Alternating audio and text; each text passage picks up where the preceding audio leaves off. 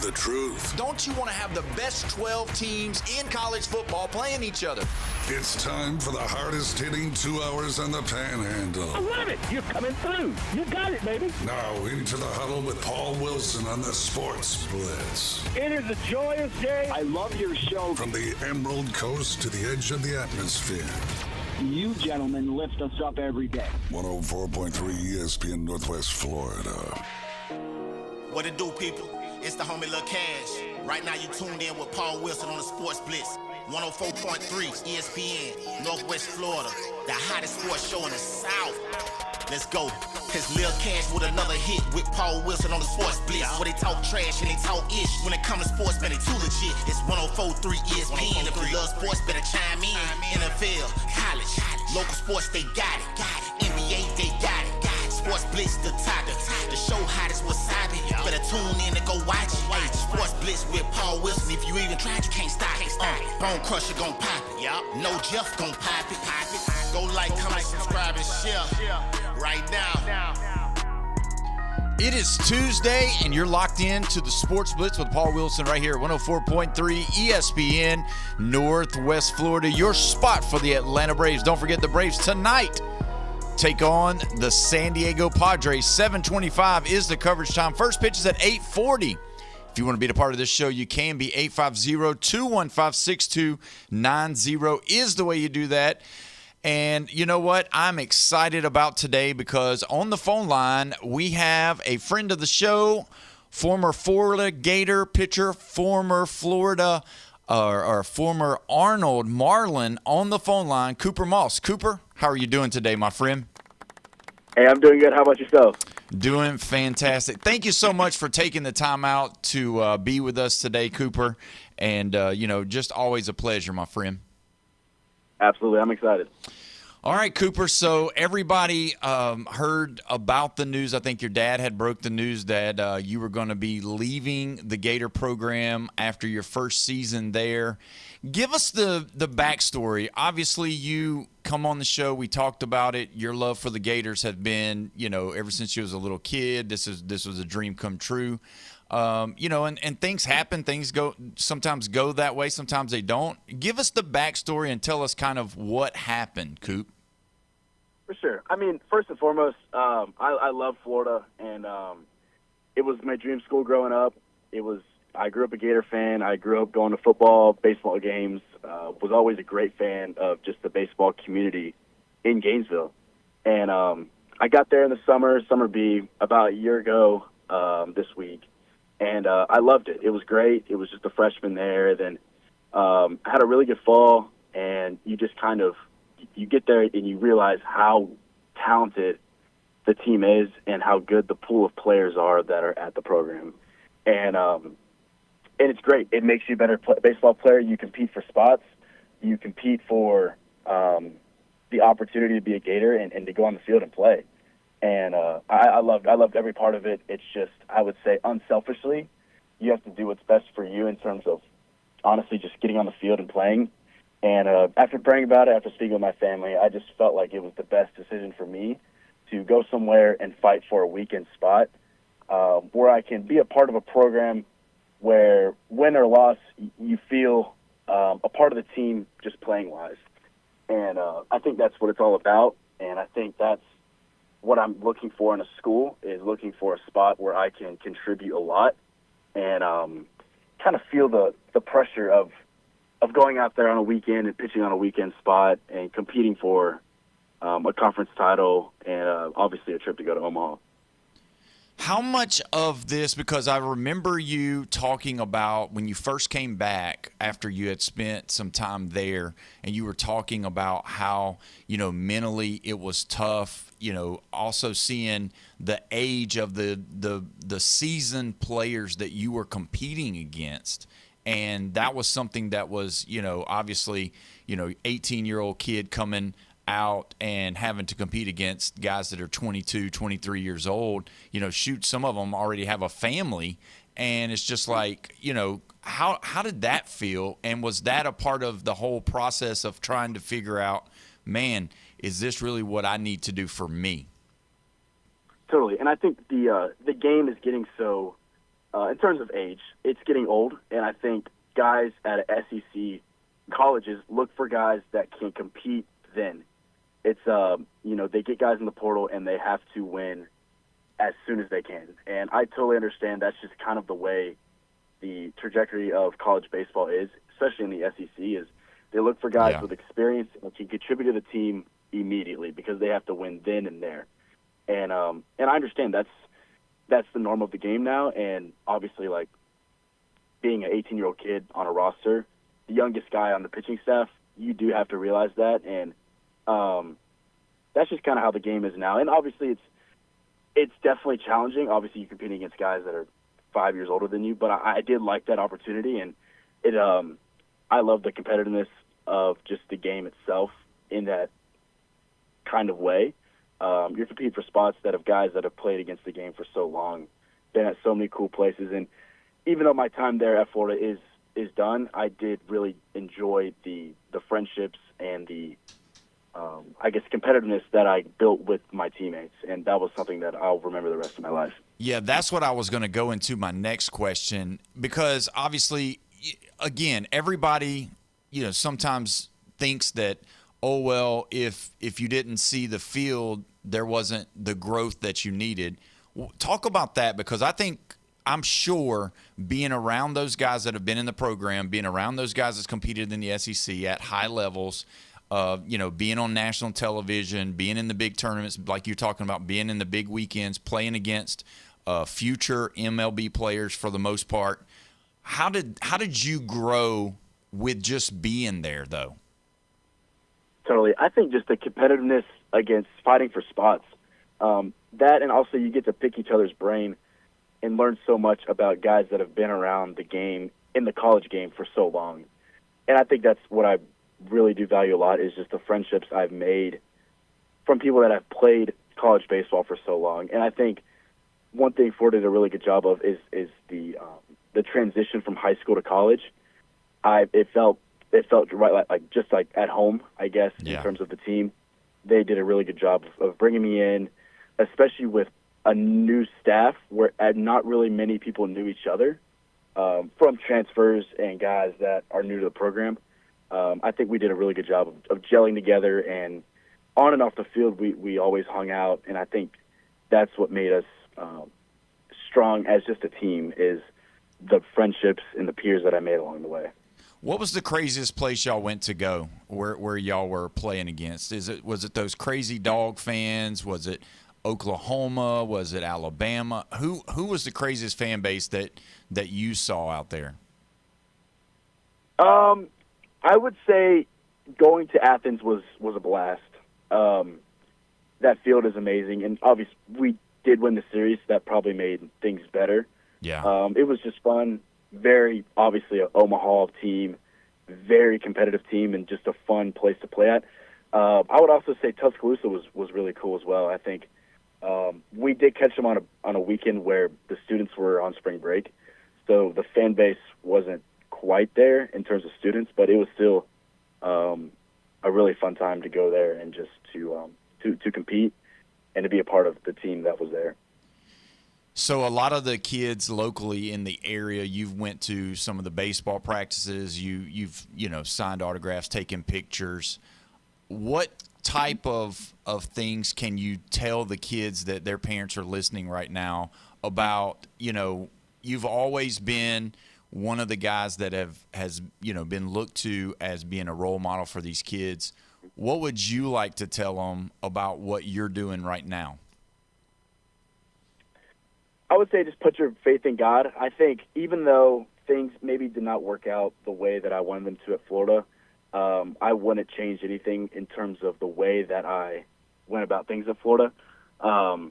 It was great. I learned so much, and I think it was just a learning period for me. Yeah. Not just baseball-wise, but just life in general. I think it taught me so many lessons about how to overcome certain challenges in life, and I think that's what ultimately the goal really was, is just it's definitely a change of scenery, just to adapt to a new lifestyle. It's a lot different than high school.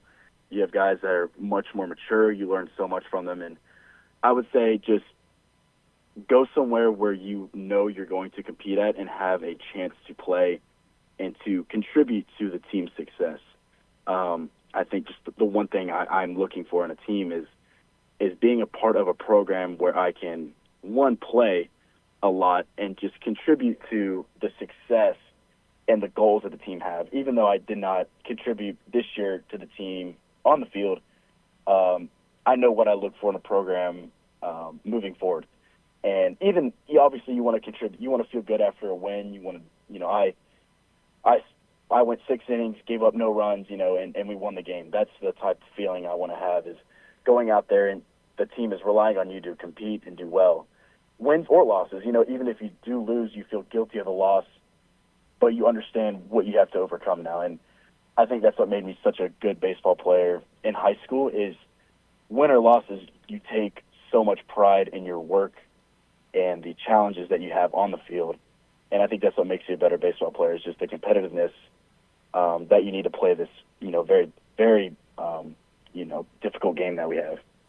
So I'm talking with Cooper Moss, former Arnold Star, former Florida Gator.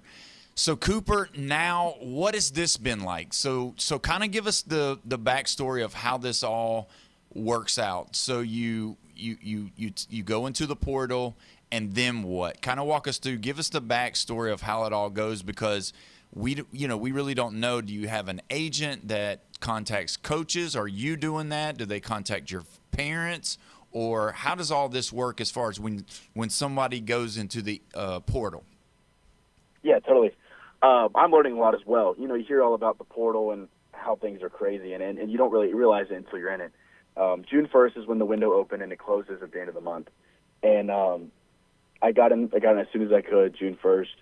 And it's been a lot for sure, but I've been so very blessed for so many cool teams to contact me in terms of SEC, ACC, just Power 4 teams, junior colleges, and to make those relationships of possible colleges that I go to in the future. And that's what it's been, is so cool, is just the, I would say, just the connections and the relationships that I've made with the coaches. And those coaches do directly contact me as well as my agent, but usually they like to contact the player to get, obviously, the first-person point of view of obviously what you're going through, and obviously they want to make that relationship with you and not really like a third party.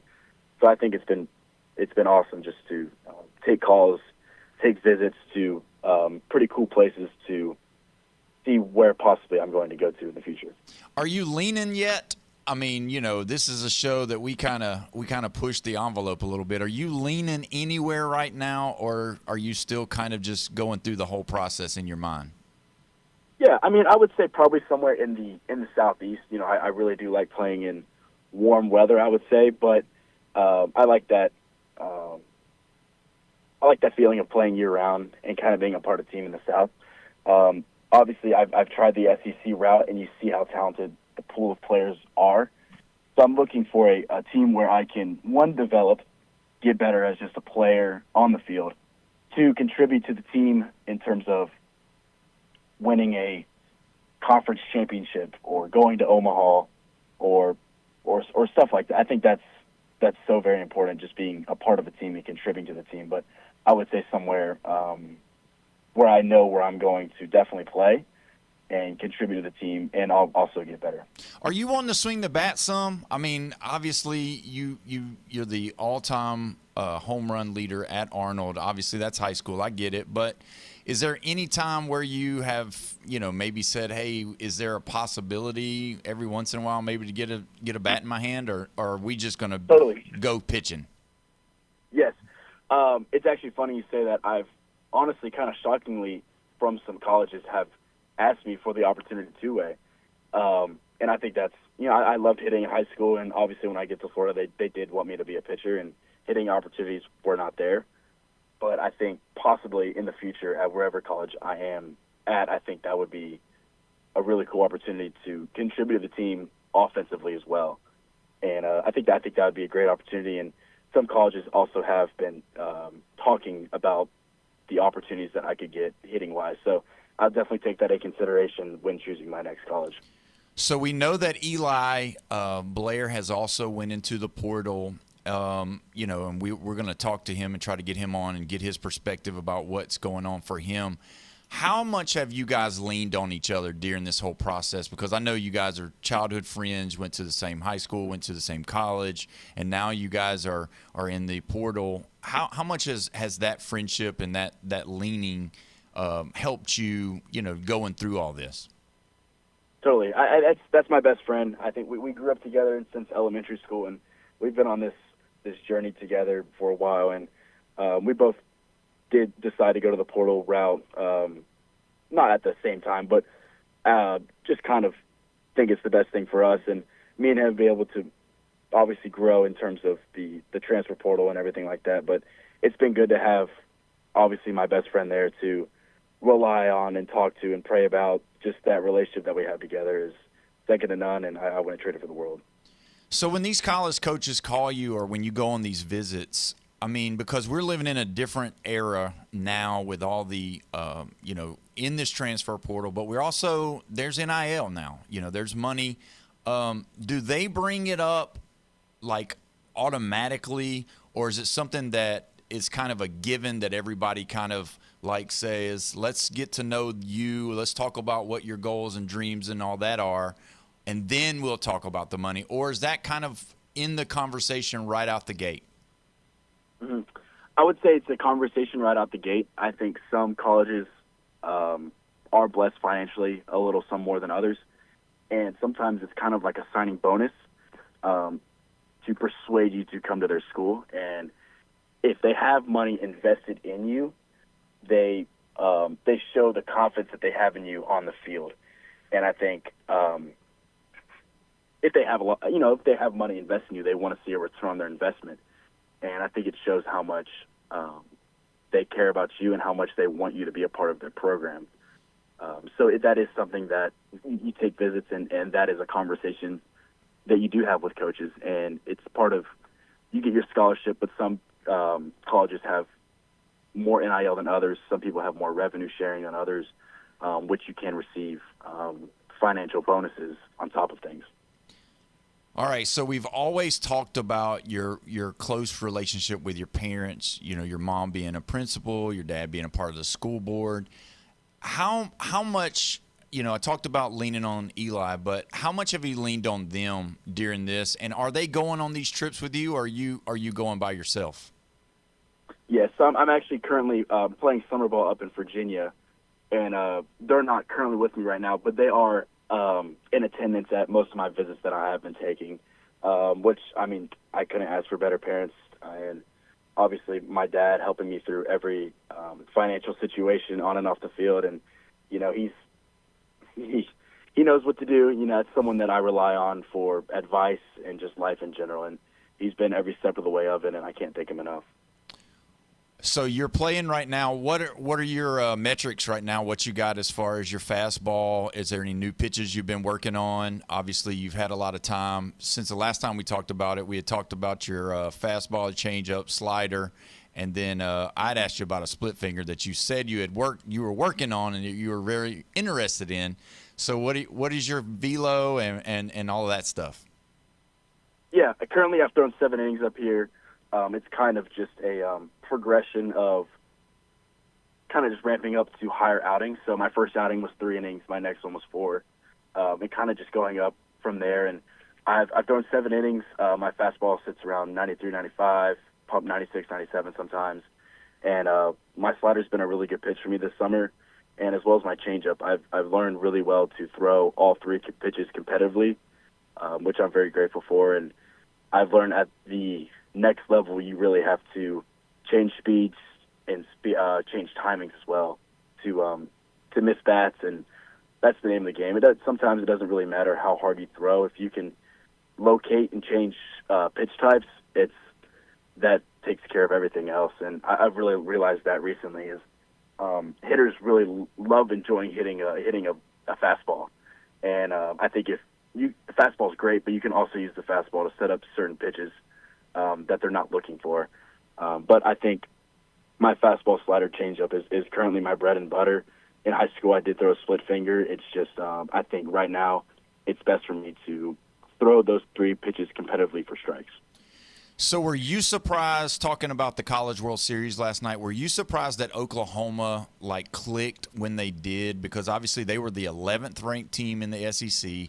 They were one and done in Hoover. Was it surprising to you that Oklahoma, ended up winning it? Totally. That was not my pick in terms of the 8 teams that would make it to Omaha and obviously win it all. And I think it's so special. I think that really shows it doesn't really matter what you do in the regular season. It does. It does for sure. But I think if you get a team that can play together and play for each other and play hot at the right time, that's all that matters. And it's such a humbling game. And I think that really shows how competitive this game is.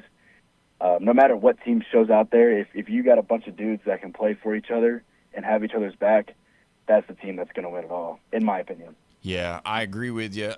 All right, so I don't want to keep you too much longer, but I do want to ask you, as far as, do you know what date you're going to go ahead and decide, or you still just you got some visits still set up or some people that you got to talk to, or how's that going to work? Yes, sir. I mean, I think it would be good to make a decision within the next 2 or 3 weeks. I think that's a fair decision to let coaches know teams that I will be the team I will be a part of, but also teams that I'm not a part of. They have the opportunity to go recruit and also recruit guys elsewhere. And I think mentally it's good for me to have a good mindset of where I'm going to be at this upcoming August, just to get things planned in place and everything that I want in a college and where I'm going to see myself in August. Well, that sounds good, Cooper. If you do come back before you go back to your next school, I'd love to have you in studio. We can talk about it and talk about why you chose the school that you chose. And, again, I appreciate you coming on and being a part. And we're pulling for you. Everybody down here is pulling for you and can't wait to buy the gear that you're going to be going to, because I know a lot of people are going to be fans of the school that you pick. For sure. Well, thank you so much, and I appreciate your time. Yes, sir. Thank you so much, Cooper Moss. And he will be letting us know in a couple of weeks. So go get him up there in Virginia, Cooper. We appreciate you, man. Awesome. Thank you, guys. Appreciate it. Yes, sir. All right, buddy. When we come back, we are going to dive into the college baseball championship last night. Unbelievable. You're listening to the Sports Blitz with Paul Wilson right here, 104.3 ESPN, Northwest Florida.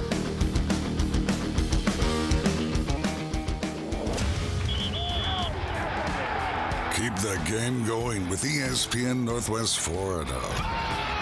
Just because you get out of the car doesn't mean the Sports Talk and Live play-by-play have to end. Just say, "Hey Alexa, open ESPN Northwest Florida."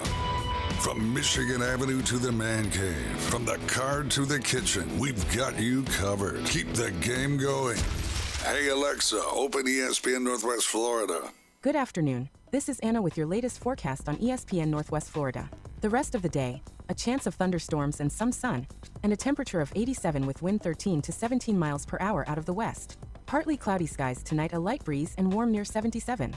Mostly sunny and 87 tomorrow. 87 and mostly sunshine with a light breeze Thursday. Friday sunshine and a temperature about the same at 90. This is your Tuesday's weather brought to you by Earthworks of Northwest Florida. Thank you for listening to ESPN Northwest Florida. Rely on it. Full residential and commercial projects from start to finish. Wheelhouse is ready to help. From the moment you have the thought to build to the moment you step through the front door of your finished project, Wheelhouse Consulting and Engineering will walk you through all of your aspirations. Engineering, site plans, live architectural design, construction, 3D rendering, permits, and more. Wheelhouse Consulting and Engineering, 850-896-6597, 850-896-6597, and online at wheelhousedba.com. Ready to play? Welcome to DuPlay, your premier indoor destination for family fitness and total fun. DuPlay is designed for fun, movement, and skill building for all ages. Kids can explore our active playgrounds, while athletes and teams can utilize our turf fields, indoor soccer, batting cages, full basketball, and volleyball courts. With open play, training space, and structured activities, it's all inclusive at the new DuPlay in Panama City. Take a look now at DuPlayOnline.com. That's DuPlayOnline.com. Every team in baseball knows what it means when Atlanta comes to town. And the Braves have spent this season reminding the whole league why. Ozzie hits one well to deep right field. At the wall now, Casey, and it's gone! Tonight, the Braves and Padres are at it again from Petco Park in San Diego as Matt Olson and Atlanta look for a win on the West Coast. Coverage coming up at 7:25. First pitch at 8:40 on 104.3 ESPN Northwest Florida. Now back to the Sports Blitz on 104.3 ESPN Northwest Florida. We are back live and local right here at 104.3 ESPN Northwest Florida, your spot for the Atlanta Braves. Don't forget the Braves tonight take on the San Diego Padres. 7:25 is the coverage time. 8:40 is the first pitch. Don't forget, if you want to be a part of this show, you can be. 850-215-6290 is the way you do that. The Atlanta Braves on the Gulf Coast is sponsored by Hewitt Tire and Auto, Brock Pest Control, Billbird Kia, PCB Hobby, Cito, and Blue Diamond Truck Accessories right here in Panama City Beach. And we're so glad to have you here. Jeffrey's here. Bone Crusher's here. We're going to go ahead and go to the phone line. We got Ed on the line. Ed, how are you today, my friend?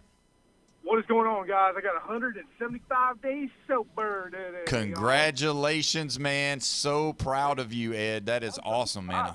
That is great. Since y'all are talking about college ball, man, let me ask you, how do y'all feel about people that do double sports, man? What is y'all's opinion on that? Well, it's so hard because you have to eventually, whether you get into when you get to high school, you can play some sports. You know, like if you look at it, like Aaron Judge, he played 2 sports. You know, Bo Jackson, obviously, Deion Sanders. Yep, we named those guys. I played 2 sports. I played baseball and basketball in high school. And it kind of runs into each other a little bit. I know some of the guys played football and baseball. Some ran track. Some did, different stuff. For me, I think it's good because, at the time, I was thinking that I was just going to go play baseball in college, and that's what I was going to do. Yeah. But then I had such a I don't know if it was a maturity in basketball that eventually I ended up getting a college scholarship, play basketball. And it was just one of those things. So I think as long as you can, be competitive in both, I think it's good. But I know that the current this is a long answer because it's something that I really talk about or deal with a lot. That there's a group of people in the thought of that it's time to pick something. Don't be both. Yep. I've talked to guys that their kids play baseball with my son, and they're like, yeah, we're just going to go full go baseball. And it's like, okay, well, that's great. Well, my son's going to play everything he wants to play because he never knows if something that he loves better than the others. And he might be better at something that he didn't know that he was good at until he tries it. I mean, I've let my son box, soccer, baseball, basketball, football, all of it, and you never know. So that's kind of my take on that. And now with the NIL, if someone chooses to play 2 sports, are they going to get double pay? I know that might sound like a silly question, but does it work like that? Or no. So the way it works is that you have a primary, and that's why it's so hard. Is that the primary usually is the one that pays for your scholarship. There are a little bit of a case scenario where you could get a little bit from each because baseball.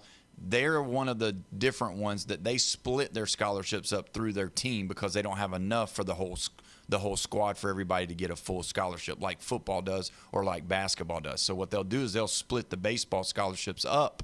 And so that's one of the sports that you can do and do another sport because if you are, say you throw the javelin or you play tennis and you play baseball, if baseball can only give you a certain amount, then tennis can pick up the rest or vice versa. See, and with me, I was wondering about that because I see a lot of people, what I've noticed is baseball seems to be a very common denominator on people that want to play multiple sports. Yeah. Yeah, baseball is it's the hardest sport too. I mean, if you think about it. I don't know about women, but for men, I will say that. If you look at a lot of these pros out there, and we're in the NFL, and NBA, and other places, other sports, baseball seems to have a very grounded impact on their sports career. Yeah, it does, and it's one of those things that you can have a really good you can have the best baseball player in the world, right, on your team, but that don't always guarantee that you're going to win. In football, you can kind of do that, especially in the younger ones. You know, if you got the fastest kid on the field, you can hand the ball to him, and if he gets around the edge, he's gone.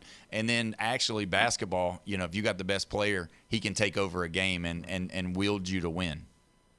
Well, look at this. Now it pays to listen to y'all show. See, you learn something new every day from this show. You know what I mean? Well, a good I appreciate reason to listen, like, and subscribe. That's right, Ed. Thank you so much, man. I appreciate it. All right, later, y'all. All right, man. Have a good one, Ed.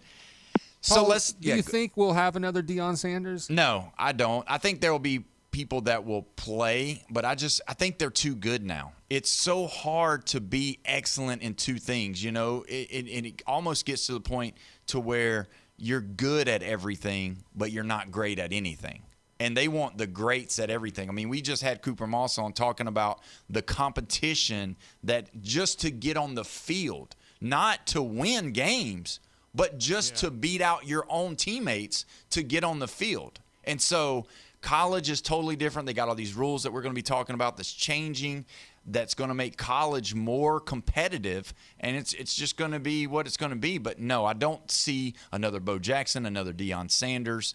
I just don't. I could see the football players being used to be basketball players like your Antonio Gates and those guys, Gonzalez, all of those guys that used to play football or basketball that eventually became tight ends, that turned out to be really good. I could see something like that. But outside of just playing basketball, playing football, or playing baseball and playing football, I don't see that anymore. Jeffrey, do you? Football and track. Yeah. Yeah, but they're fast. But there's not outside of the Olympics, I know that there's clubs and all of that. Well, but, there's college track. Yeah, but Hollywood I'm saying, Brown. But he was talking about being able to go pro, like being able to. Will we ever see a professional do it again? And I just don't see that. Yeah. So let's talk about it. We saw the Oklahoma Sooners dominate last night. Now, I don't know if you know this, all right? Do you remember the last time that a male team with Oklahoma written on their chest won a national title? 94? Not baseball, just anything. Oh, anything. Yeah. 99 football. That's it. Are you sure? Did they not win in the 2000s with Bob Stoops? No. Okay. They lost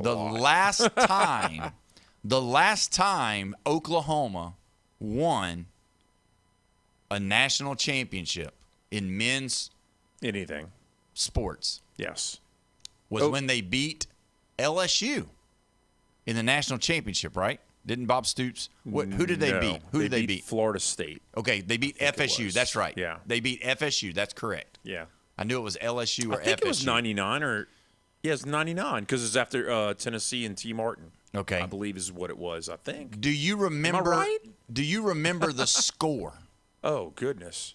No, I remember when LSU beat Oklahoma for the national title in 2004, 21-14. All right. Do you remember? Do you know what the score was last night? Oh, 12-3? 13-2. Oh, 13-2. That's right. 13-2. Would you fall out of your chair to know that Oklahoma, the last time they won a national championship, they beat Florida State 13-2. That's right. So the last two national champions that Oklahoma has won has been 13-2. One in baseball, 13-2. Right. One in football, 13-2. Wow. So unbelievable. Yeah. You can't make this stuff up. You can't make this happen.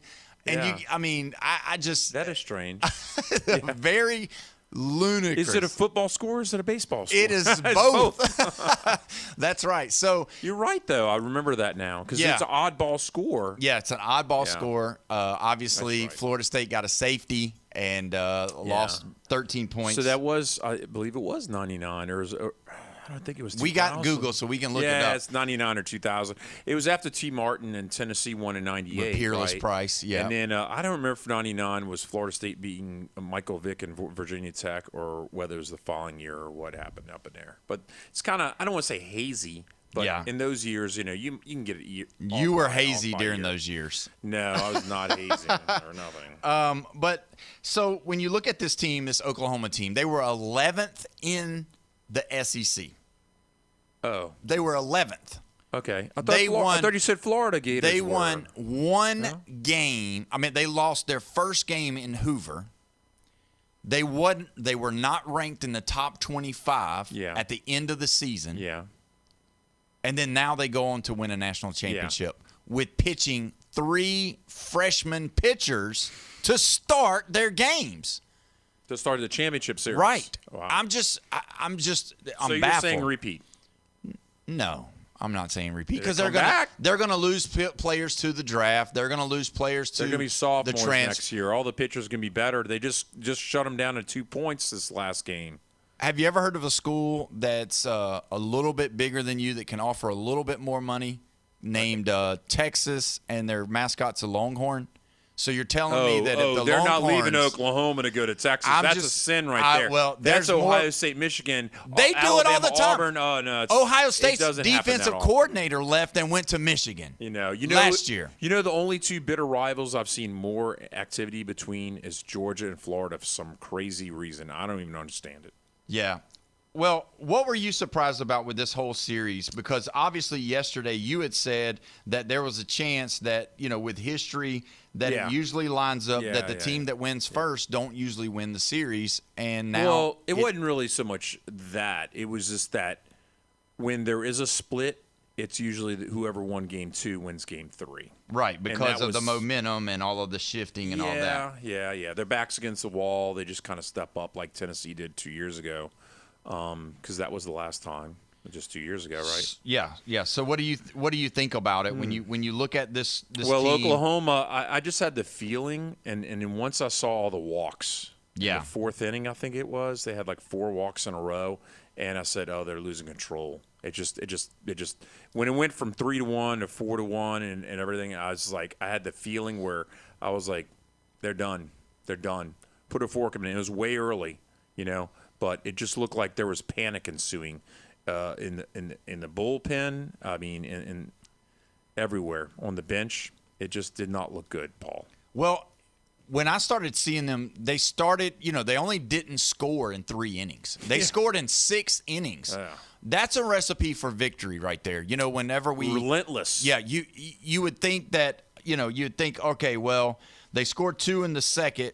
And then all of a sudden, and then the third, they scored another one. So they were up 3-0. And then UNC comes in, starts getting some stuff going, score that run. All right. So they kind of come. They're mounting their comeback. And then just like that, in the top of the 4th, Oklahoma scores 3. Mm-hmm. And then they come back in, and UNC went cold though, but it was the pitching that stymied. And it's kind of crazy, like that Cooper was talking about.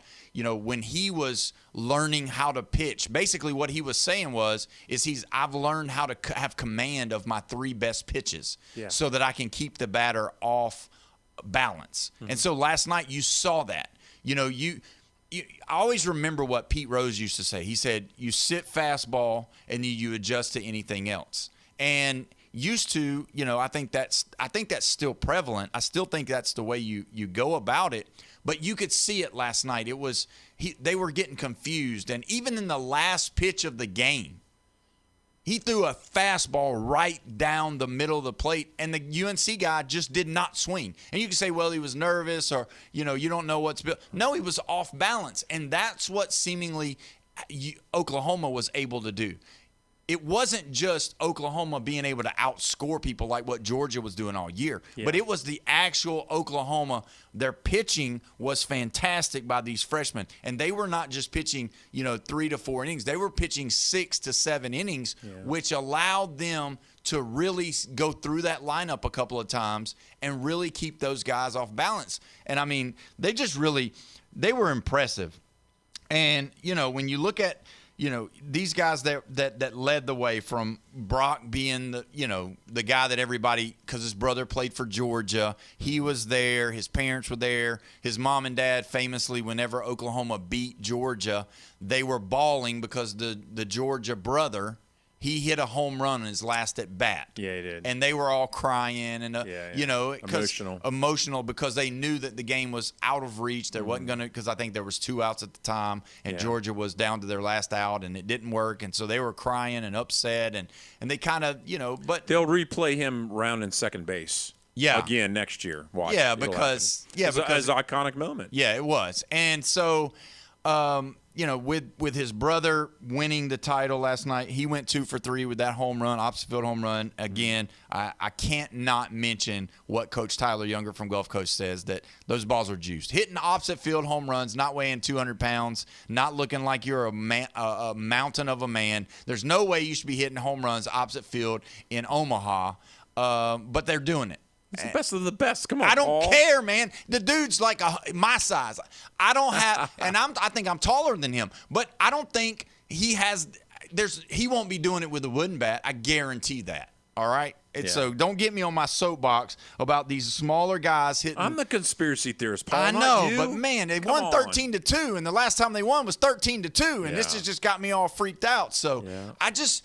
When you look at how it's the Matrix, because that's the year the Matrix came out. It was 99. Yeah, so we're living in a Matrix. Red pill, blue pill, you choose. But I mean, I just when you look at how good Oklahoma was, and it almost makes me throw up in my mouth when I say how good Oklahoma is. I don't like Oklahoma. Every time I think of Oklahoma, I think of Brent Venables. I don't like Brent Venables. God. So that just, it throws me off. I can't be. You need to relinquish some of this hatred. I can't help it. I'm not a Boomer Sooner. I don't even know what it means. I know there's some kind of Oregon Trail. Like no, it's not Oregon Trail. I don't know what that is. I don't get what that is.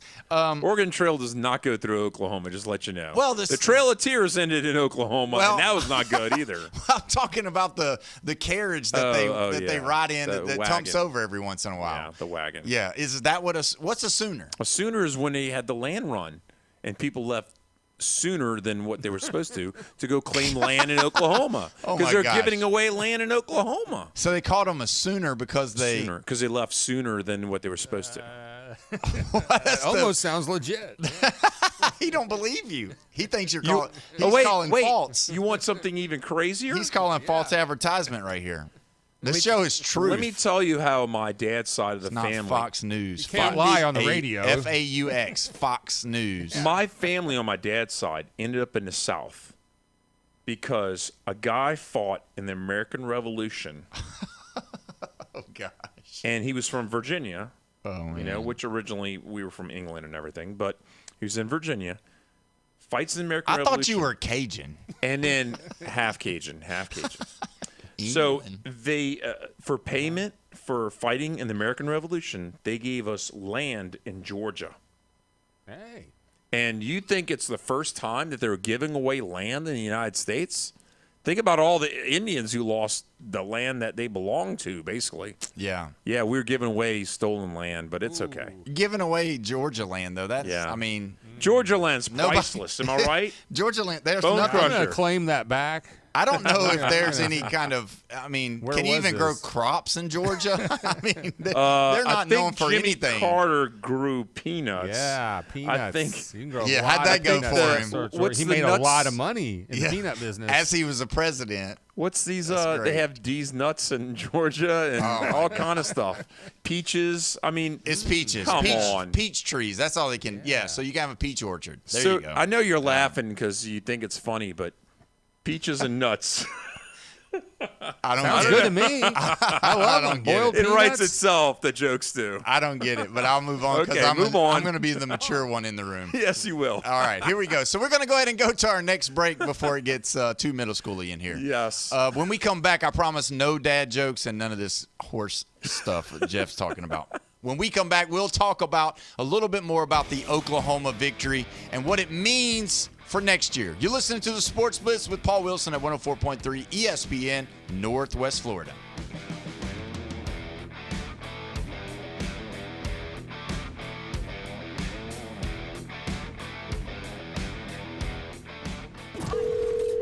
.3 ESPN Northwest Florida. Paul Rickey Yes. Real local winners. Where do the locals go to crush boiled seafood in Panama City? Lone Star Bull House. Oh, yes. Crawfish, shrimp, you got it. You did it, bro. You won the Lone Star Daily Double Boil just for listening to ESPN Northwest Florida on the app. Yes, thank you so much. Keep listening to Win on the Gulf Coast. 104.3 ESPN Northwest Florida. For thousands of years, men have been trying to learn to turn lead into gold.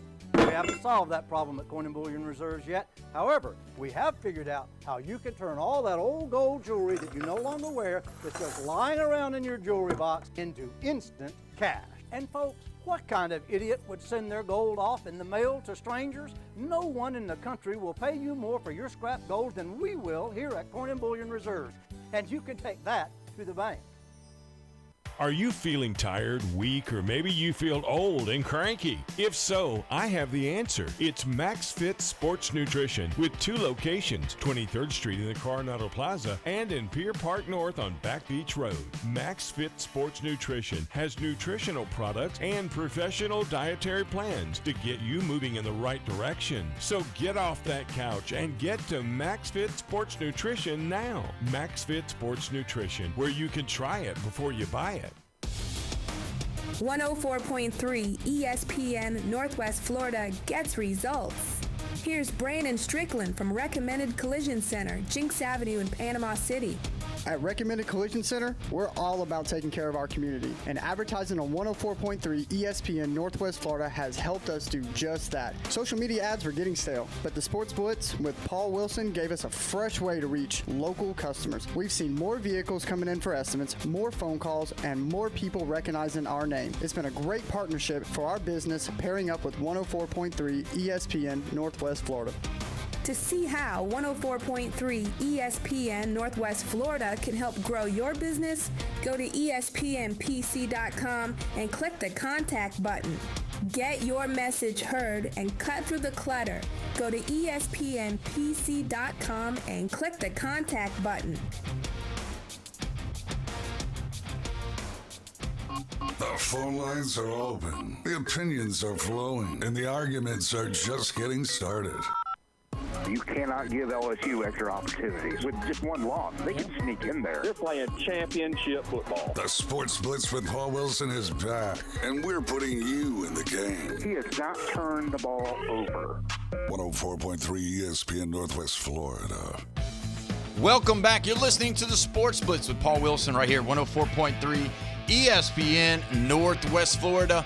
We're so glad that you joined us today on this beautiful day here in Panama City Beach. Don't forget the Braves tonight. 7:25 is coverage time. 8:40 is first pitch to take on those Padres. Hopefully they can get back in the win column after taking the 1-0 defeat last night.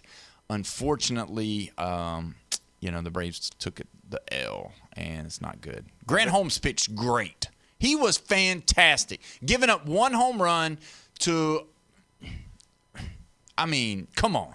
I'm just saying they haven't said it yesterday. They ain't hitting the ball. Yeah, they're not hitting the run support. The run support. Well, I know that we're still pushing for him, but Drake Baldwin, since he's come back from the DL, I know they call it the IL now.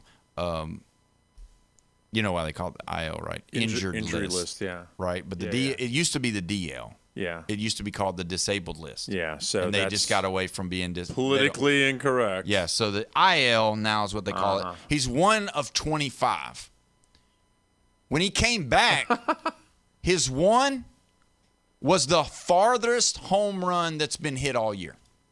But after that, 0 for 24. So he's just struggling right now. It's just part of it. He's not hitting 100. He's hitting 10. 10.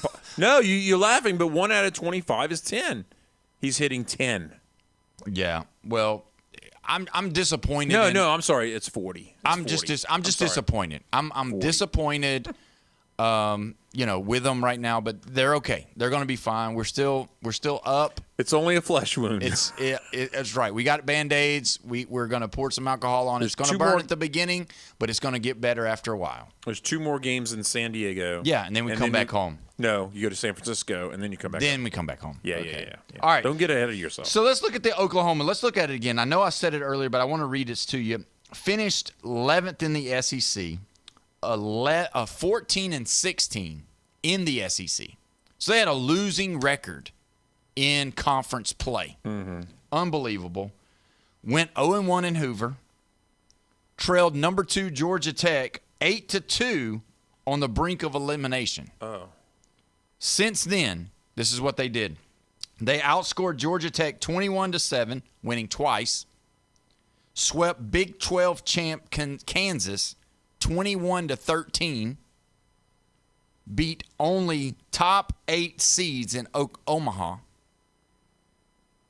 And won 10 of their final 11 games. That is unbelievable. That, to me, is more impressive than anything else that they've done. I mean, obviously the 13-2 thing is funny and cool, but, I mean, it was. I mean, this team come out of nowhere. So, with that being said, nobody picked Oklahoma. Nobody said they had a fighting chance. Nobody said they were good. Nobody knew that they were going to – they didn't even finish in the top 10 in the SEC. Forget finishing 11th. You didn't even finish in the top 10 in the SEC. You had a losing record all year or in the SEC. Yeah. Not good. But now they're the champs. So with that being said, the United States of America soccer team has a chance. I'm tired of turning on the radio. I'm tired of turning on the news. I'm tired of looking at scrolling on social media and seeing everybody say, yeah, they're doing good and they're going to be great and we're better than we used to be, but they're not winning the World Cup. Why not? Oklahoma just won. Why can't the United States of America win the World Cup? Why? Why are people so against? It's not our sport, Paul. Obviously, Oklahoma, it wasn't their sport in conference play. Out of 30 games, they only won 14. That's not even half. Yeah. They wasn't even above 500. But SEC's tough. Yeah, it's tough. Look how many teams they put in the regionals and super regionals and then the Omaha and everything. 5 teams in Omaha. That doesn't happen, Paul. Yeah. Does not happen. So you were locked in. There was one team going to make it, and we didn't think it would be Oklahoma, but it was. Yeah. And to correct them, it was not all top 8 teams. Top 7, because the 3 teams in their side of the bracket were number 3, number 6, and number 7.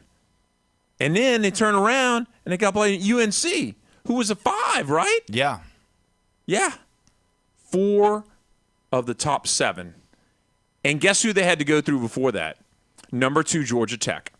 Who some people said they probably, if UCLA stumbles, Georgia Tech is the team. Uh-huh. A lot of people thought Georgia Tech was going to win it. So that's the only team that they missed out on was UCLA. Right. That's the only team. Yeah. Because they beat Bama. You think they deserved it? I mean, look who they went through. Yeah, they went through all of them. Yeah. All of them. I mean, they went through the toughest side of the bracket, and then they played the best team on the other side of the bracket. Yeah. I mean, that for itself speaks. Otis Reed said, watching as bad as he hates to say it, congratulations, Oklahoma. Y'all got hot when it counted. At least y'all are in the SEC. Roll Tide. Oh. Is that a lot of people that do that? Like, do a lot of people just pull for their conference? Well, because no, not always. Because I'm partial to North Carolina, and why? It's friends and everything. My best friend is he grew up in North Carolina and then he moved to Louisiana, and he's a super LSU fan. Don't get me wrong. But that's his side team is UNC, and part of it's because of basketball. So LSU's never wanted basketball. How long have you guys been friends? Oh God, since '91. Okay, so y'all been friends for a long time, and you never asked him what does Tar Heel mean? You had to make me tell you what Tar Heel means, and you had this best friend from North Carolina. Man, come on, what happened? They tarred them heels last night, though. Yeah, that would be they beat them bad. Like you talked about it, that would be a great heading for a newspaper back in the day, which tarred heels. Too bad. But I don't have much newspapers any longer. But no. To be honest with the whole, I told you I was conflicted. Yeah. I don't really like Oklahoma really so much. I'd rather North Carolina, but let's be honest. If the SEC just had to hold on to Longhorns winning softball, yeah, I mean, is that all we got? We had to win baseball. Yeah, which you said otherwise, that from the beginning. You said the SEC, no matter who it is, they've got to. Is it impressive that is it the last 7 national championships? Is that where we are now? Oh, God. That all 7 are all different? Because you got LSU. Well, LSU's the only one that's done it twice in the last 8 years or something. Right, but 7, the last 7 have been all different SEC schools. Yeah. And that's pretty impressive. But okay, so this goes all the way back to 2019. Vanderbilt, Mississippi State, Ole Miss, LSU, Tennessee, LSU again, and then Oklahoma. So 6 different teams. So 6 different teams in the last 7 years. In the last 8 years, because we didn't have a COVID year. Okay. We didn't have a championship that year. So who's before that, it was Oregon State, and then Florida won the year before that. So even if you add a couple more years, you got another winner that hadn't won since is Florida. Right. So you got 7 different teams you're talking about as being relevant in college baseball. Because Florida, you would have to agree, is relevant, right? Yeah. So if you think about it, does that mean that parity is being shown in the SEC as far as it goes for baseball? Absolutely. Like that this whole thing that's going, the NCAA is doing it right because they're able to, every year it's not the same teams. Used to be Alabama and Georgia and, LSU, that kind of thing. So it's been 15 years since somebody repeated in baseball, and it was South Carolina Gamecocks, who's another SEC team that we're not even including in the last 8 years. They're coming back though because they got Coastal Carolina's coach, and you watch, they'll be in the mix again eventually. Yeah. What does that do for Oklahoma though? Does that put them on the map for baseball now? With three freshmen, I guess, yeah. Well, I mean, you can still be drafted. They could be drafted. They still could be drafted. They and could go ahead also and take decide the money. to stay in Norman. Yeah. Christopher Multiconti said, no, I actively root against FSU and Clemson. So an ACC school. So Bone Crusher, what about you? Do you pull for SEC after Georgia? I'm not one of those guys that pulls for the conference. I pull for my team. I hate the teams I hate. And when who do you hate? Well, I don't want to get on here and bash the do. Gators. We know one of them. He said I don't want to bash the Gators. If the Russians were playing the Gators, I'd have to pull for the Russians. I'm sorry. Oh, gosh. I'm sorry, Gators. Yeah. So I didn't know we had 2 Gator haters in the building. No, I don't hate the Gators. But you like talking down to them like they're your stepchildren. Well, when they say they're this and they say they're that, and it's like, you're not winning, guys. You thought you were going to win basketball. You thought you were going to repeat this year. You couldn't even do that. That's a shining part of your program right now is basketball made the, what, was it Final 8? I've even lost track. No, they didn't. I don't think they made the Final 8. 16. No, it was the 32. You lost into. Oh my goodness! You're not even good enough to get into the knockout round of World Cup if you were in that. No, I mean, come on. No, I mean, I don't even know. They've been really recruiting really good in football. So they're winning the recruiting battle, which the Texas Longhorns have done for about 15 years. And guess how many titles they got? None. Yeah. None. Is that why they talk about how great their recruiting is, and they don't do anything with it? Yeah. You Is know? that why you don't want? Sorry? Is that why you don't like talking about recruiting because it don't matter? Yes, it don't matter. And class of 27. Guess what? Those guys haven't even gone through senior year. Yeah. They haven't even picked out a prom outfit. We should. We need to get some Florida Gator fans calling at the top of the hour and put this man in his place. You're listening to the Sports Blitz with Paul Wilson right here, 104.3 ESPN Northwest Florida.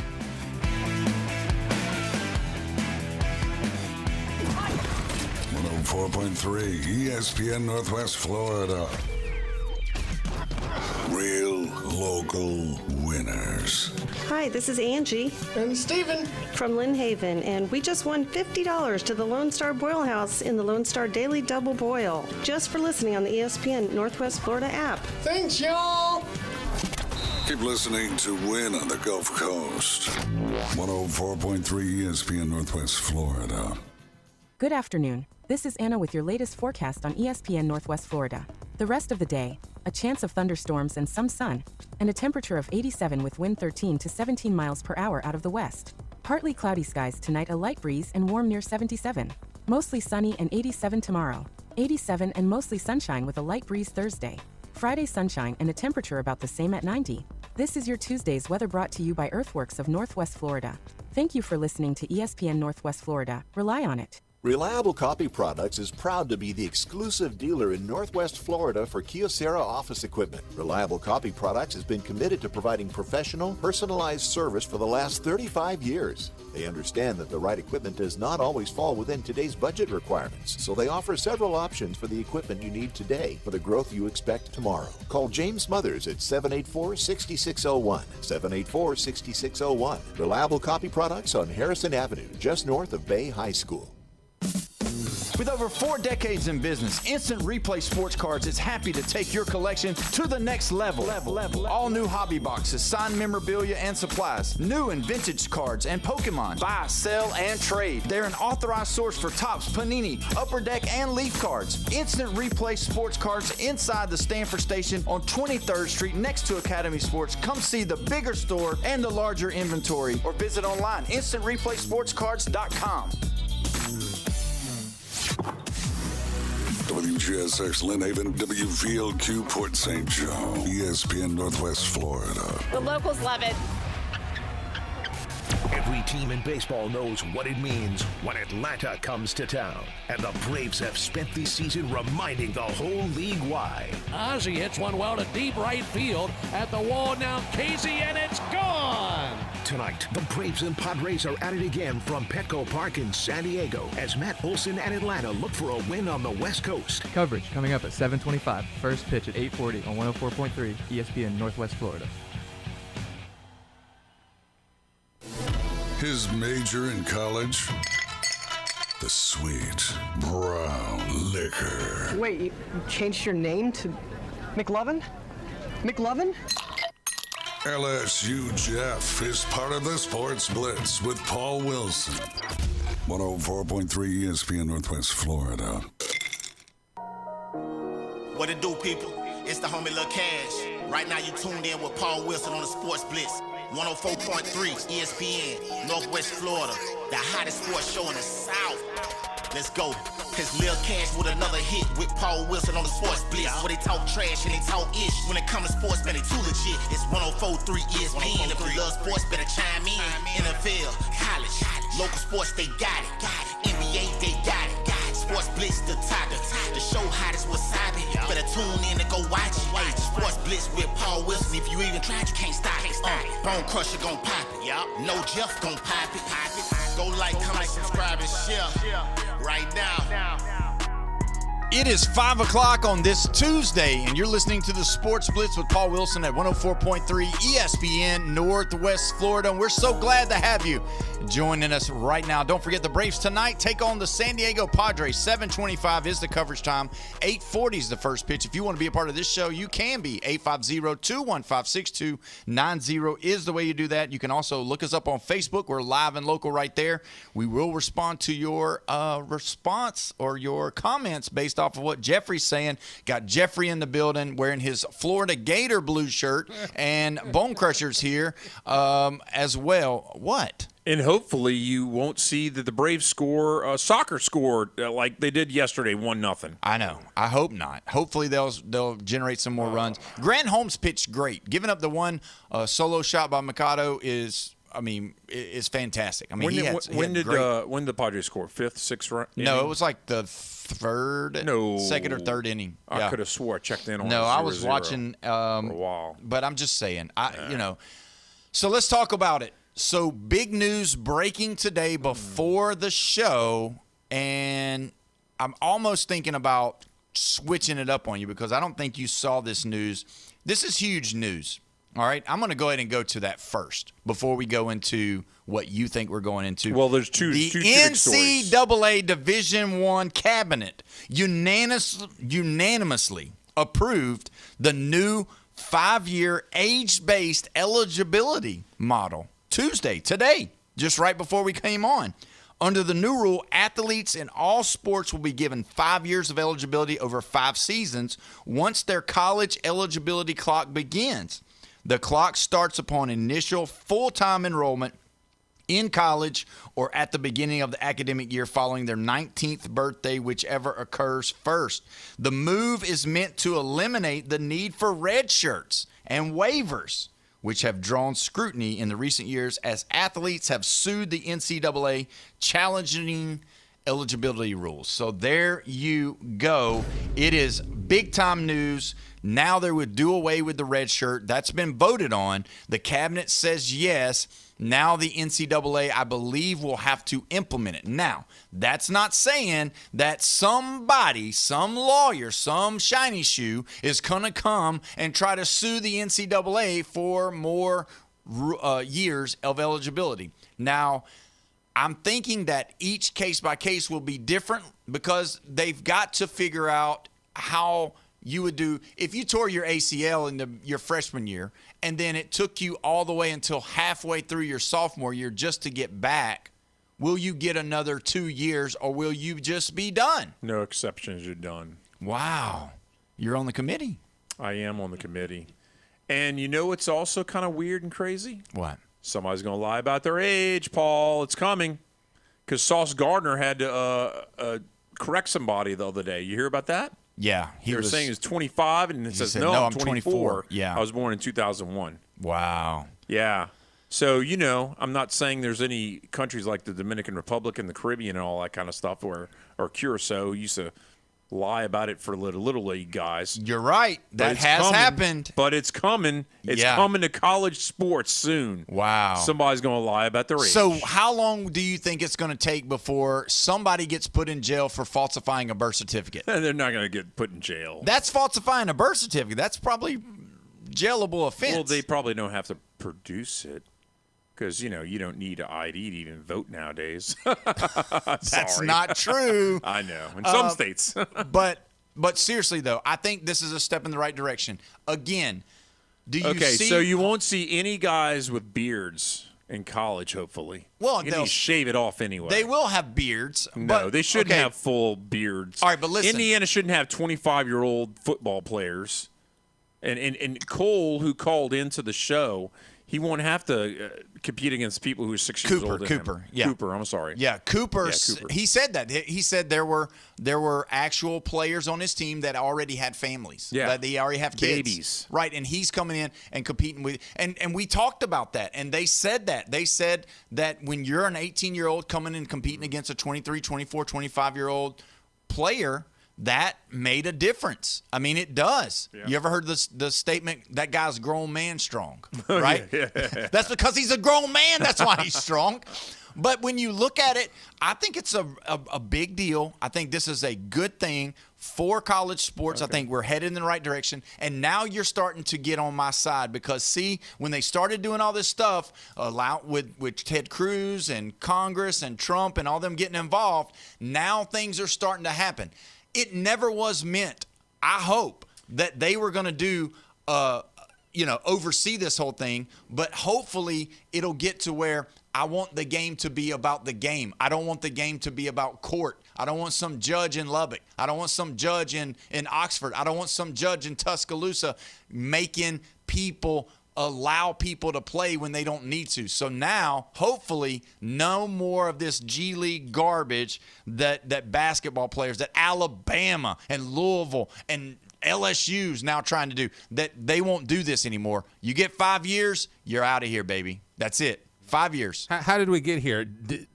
I'm surprised they made this announcement. Were they kind of pushed into doing that? I think so, because if you look at it, Bone Crusher, if you think about would you want somebody looking over your shoulder and saying, this is what you need to do all the time, and then putting it out there on social media? Hey, I'm correcting Bone Crusher every day, showing him how to do this.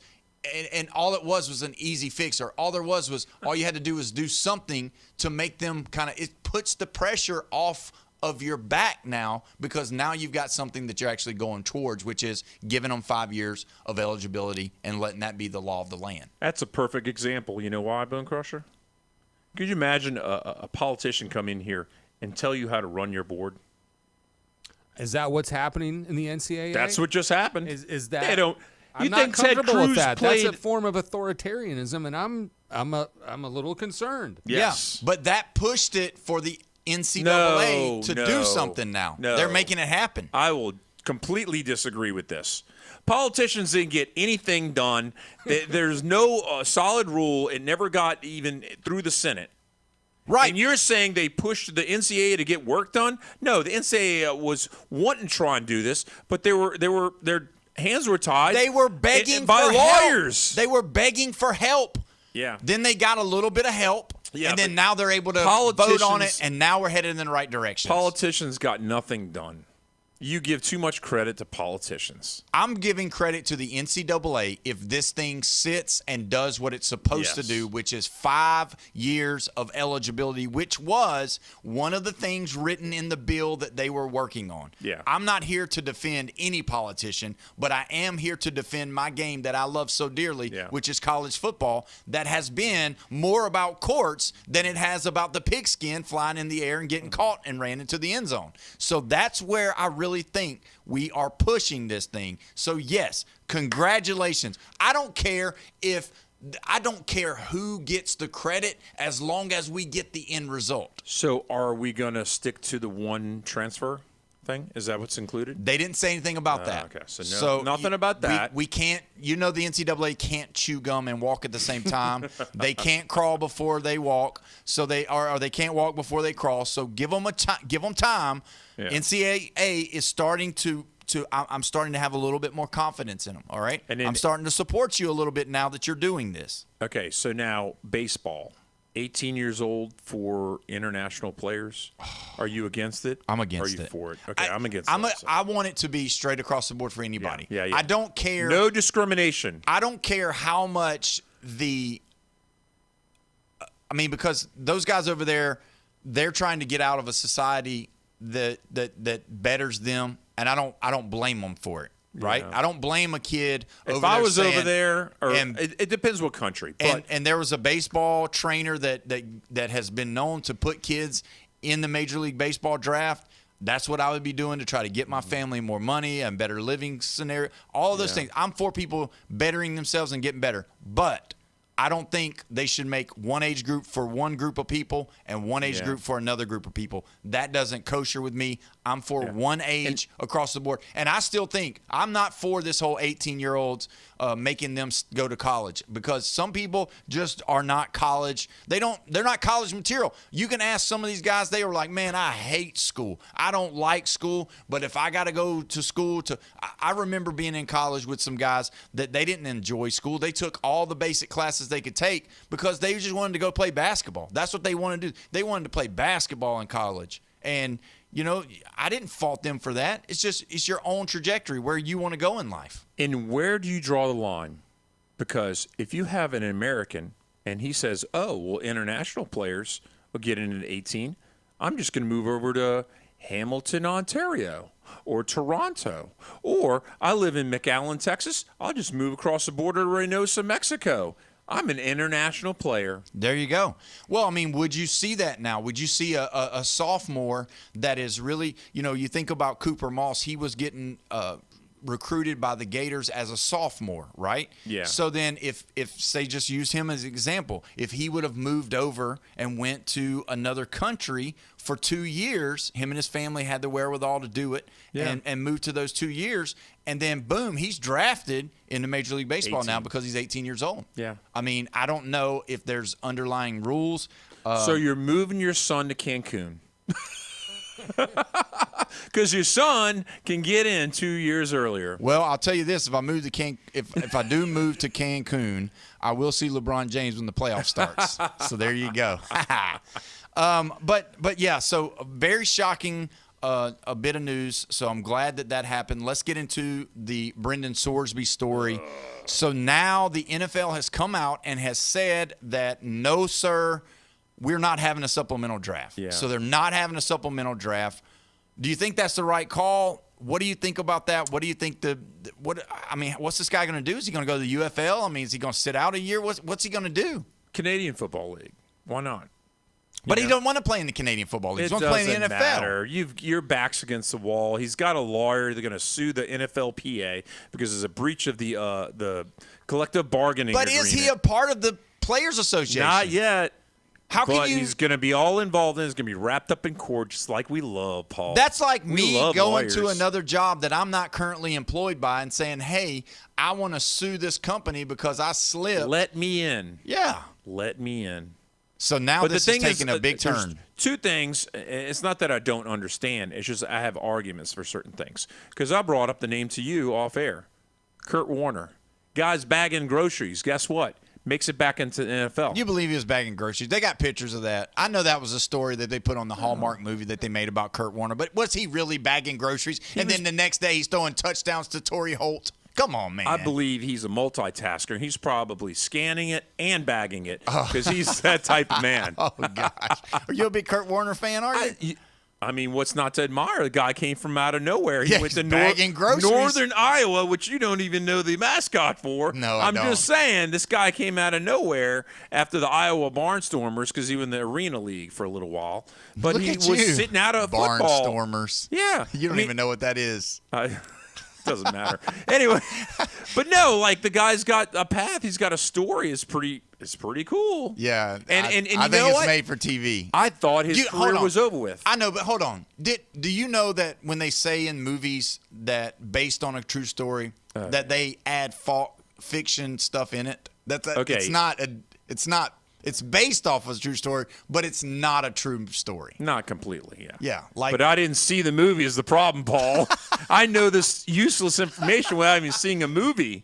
That's the problem. And let me tell you, when I followed his career, because I was all into football at the time, when he got to the Rams, they went from being 4-12 to 13-3, and that's the first time ever when the Rams won that Super Bowl versus the Titans. I said, this thing's fixed. That was the first time I had ever said it about NFL. And then I realized how talented that Rams team was because the next year and the year after, they were unbelievable. And the year after that, 2002, they barely lost to the Patriots. And that's the second time I said, this thing might be a little rigged after 9/11 because it's Patriots. Yeah. You know, and I didn't know how good Tom Brady was. So then I realized afterwards, oh, wow, these guys are really talented. That stuff really wasn't fixed. But anyway, he went downhill.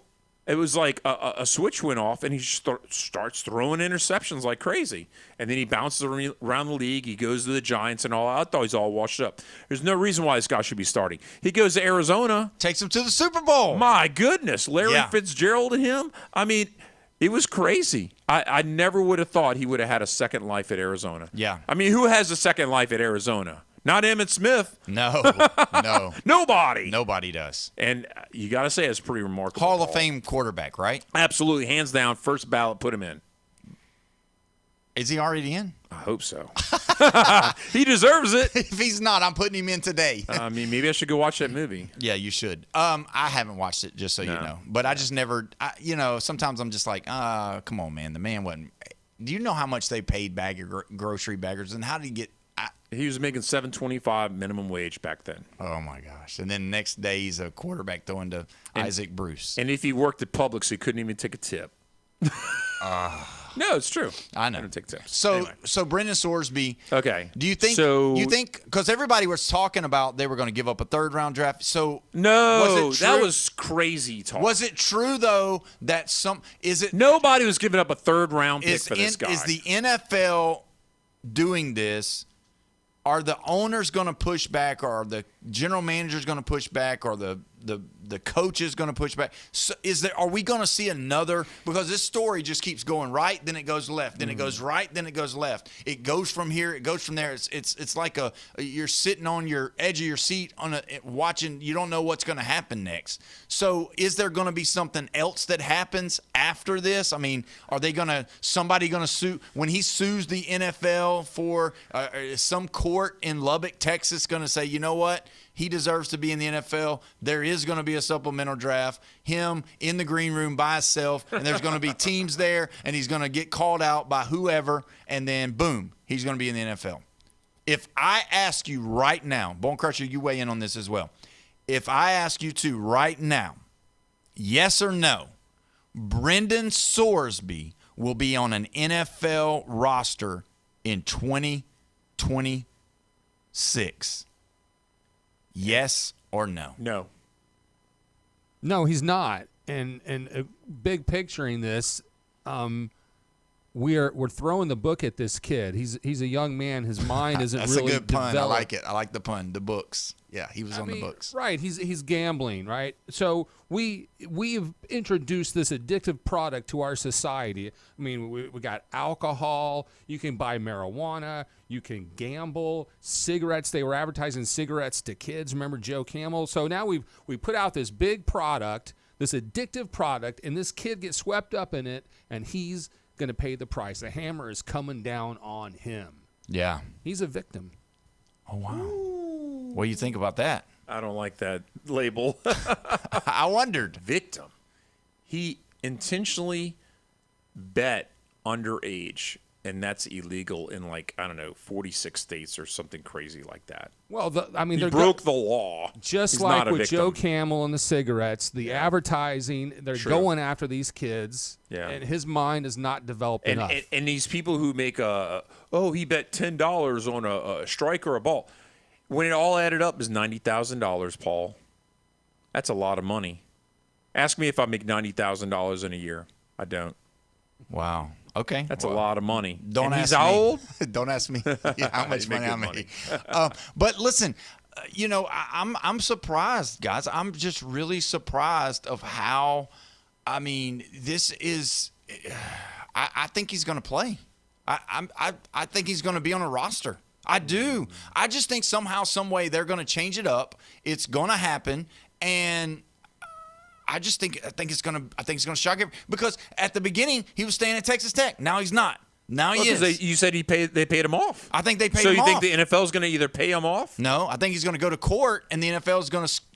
They're gonna look back at what they did, and there's going to be a technicality, and they're going to allow him to sign a free agent contract. I don't think there's going to be a supplemental draft, but I do think there's going to be somehow, some way he's going to sign a free agent contract. See, that's what I don't understand. And he'll be on a team. How can Kurt Warner not go through a draft, sign on with the Rams, and then start his career? And Sorsby has to be held out because he didn't go through a draft? That doesn't even compute or make sense to me. If nobody's drafted you, I mean, you can practically just go anywhere because they're telling him you can't even go through a draft late because you missed the boat is what you did. So, I mean, Kurt Warner is the best example I can make of somebody who, undrafted free agent years later, 3 years later or whatever it was, I think after he left Northern Iowa. Why not just let him go anywhere? Because the Jets need somebody. Yeah, you're right. The Jets need somebody. And you think he might be the one? I think Geno Smith might be suspended. Out. Yeah, I think so. We could talk about that when we come back. But either way, we're going to go ahead and take our next break. When we come back, we're going to discuss that. We got to talk about the NBA draft tonight as well. You're listening to the Sports Blitz with Paul Wilson at 104.3 ESPN Northwest Florida.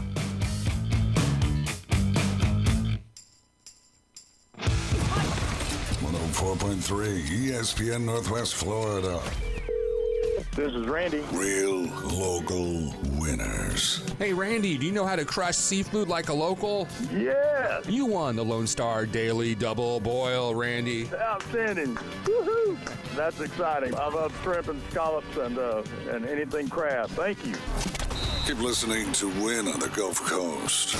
104.3 ESPN Northwest Florida. Good evening, this is Joanna on ESPN Northwest Florida with Tuesday's weather forecast. Partly cloudy tonight with a low near 77 and a wind 5 to 10 miles per hour. Mostly sunshine tomorrow morning, a light breeze and a temperature of 85. A little hotter in the afternoon and evening around 88 with sunshine and a wind out of the west around 11 miles per hour. A mixture of some sun and possible thunderstorms Thursday and very warm around 85. This forecast is brought to you by Earthworks of Northwest Florida. Thank you for listening to ESPN Northwest Florida. Rely on it.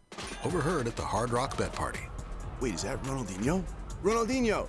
You think Brazil will win it all this summer? Claro que sí. Can I just say, you're my favorite player, ever. Bet all of soccer's biggest matches this summer on Hard Rock Bet. And keep your cool in case you run into Ronaldinho. Download the Hard Rock Bet app and back your country. Roll with us. Offered by the Seminole Tribe of Florida. Must be 21 plus and physically present in Florida to wager. Terms and conditions apply. Concerned about your gambling? Call or text 1-833-PLAY-WISE. Hi, Hi everyone, this is Tracy with Tracy's Fine Jewelry and Gifts in beautiful downtown Panama City. After nearly 40 years in the jewelry business, I'm so excited to welcome you to my very own store. Whether you're celebrating love, family, or life special moments, we're here to help you find something truly beautiful. From diamonds and fine jewelry to unique gifts and custom design, we invite you to come experience the difference. Tracy's Fine Jewelry and Gifts, putting a sparkle on Bay County. ESPN Northwest Florida advertisers get results. Here's MaxFit Sports Nutrition owner Jason Kovaleski. So if you're looking to advertise, or if you have a small business and you're looking to drive traffic to your store, check out ESPN 104.3 with Coach James Hale Show. I've been working with them for 7 years. They've driven a lot of traffic to my business. I get people all the time in my store that say, hey, I've heard you on the radio. It's one thing to advertise on the radio where people may hear it. It's another thing to be able to come on, talk to your customers directly. It's just one of the best form of advertisements I did, and I've gotten great returns off of it. So if you're looking for some form of advertisement to drive traffic, check out Coach Hale Show on ESPN. Contact Coach Hale, and he'll hook you up and get you started in the right direction and get you a lot more business. Get results for your business. Call ESPN Northwest Florida, 850-215-4468. 850-215-4468. The Sports Blitz on 104.3 ESPN Northwest Florida, where the listeners call the plays. What do you like about this guy? He's all flash. He's no substance. And if there's a better opportunity, he's going to jump for it. 104.3 ESPN Northwest Florida. We are back live and local right here at 104.3 ESPN Northwest Florida. This is the Sports Blitz with Paul Wilson, and we're so glad that you joined us today. Don't forget the Braves tonight, right after the show. 7:25 is the coverage time. 8:40 is the first pitch. Take on the San Diego Padres. Hopefully we can score some runs. Don't forget, if you want to be a part of this show, you can be. 850-215-6290 is the way you do that. I'm so thankful for this show today. It's been a great show. If you missed some of it, go back and listen to it. Actually want to talk about that for just a little bit. We had Cooper Moss, the former Florida pitcher, on at 4 o'clock. He did a fantastic job. He's being recruited now by bunches of schools, and we're excited about it. And he gave a great interview, always does. Very well spoken, wonderful man, from a wonderful family. So make sure you go on and listen to that. That's great. I do want to read something that one of our listeners sent us. Kurt Warner being under a contract with a professional team, the Iowa Barnstormers. He can and did sign an NFL contract. So that's why. So I guess maybe because he was already signed with someone else, there's something in their paperwork that if you sign with another organization that you can be picked up by the NFL. What? So there you go. So all he has to do is go to Toronto Argonauts. Right. Go sign a contract with them. Yeah, for $1. Because they love Americans. Yeah. Toronto does. What are you laughing about? It's true. Do you know a guy named Raghib Ismail? Raghib Ismail, yeah. Raghib Ismail. Do you remember? The G's silent. It's Raghib. It's Raghib. It is Raghib? Yes, Raghib. I've been mispronounced for 30 years. That's okay. It's all right. I'm sure. I think anything I can do to help you. Was it Doug Flutie? Yeah, Doug Flutie. Yeah, I think he played at Toronto. Jim Kelly played at another league. He was in the AFL, right? No, he was in the CFL. USFL. Yeah, USFL. Right. He was Steve Young was in the USFL. He was a Houston Wrangler. That was USFL. Useless information. Yeah, that's okay. Bobby Hebert was a Michigan Panther. See, at USFL. You know how to say Bobby Hebert, but you don't know how to say Raghib Ismail. Give me some Cajun words to pronounce. No, all he has to. So Sorsby goes and signs with the Toronto Argonauts, and then boom, he's got his eligibility in. He's the next quarterback of the New York Jets. Wow. Because Geno Smith, obviously, everybody has been looking into that. Just a terrible look. I just anytime. And again, all of this is allegedly. There's no, I don't know if he's been put in jail yet or No. He's not going to jail. The police are not investigating it, but they're keeping an eye out for it because of what the ex-girlfriend's saying. And seems like she's definitely not a victim. Well, I don't know. She might be a victim. Allegedly, she might be a victim. Yeah. But there was a 911 call. She sounded real frantic. But in her post on social media, which why do they do these stupid things? She's bringing up that he doesn't have much to do with his 6-year-old son, who's with another girl that he had that kid with. And that woman, that's the baby mama of the 6-year-old, who's special needs, the 6-year-old's special needs. She's like, why are you going to bring my kid into this?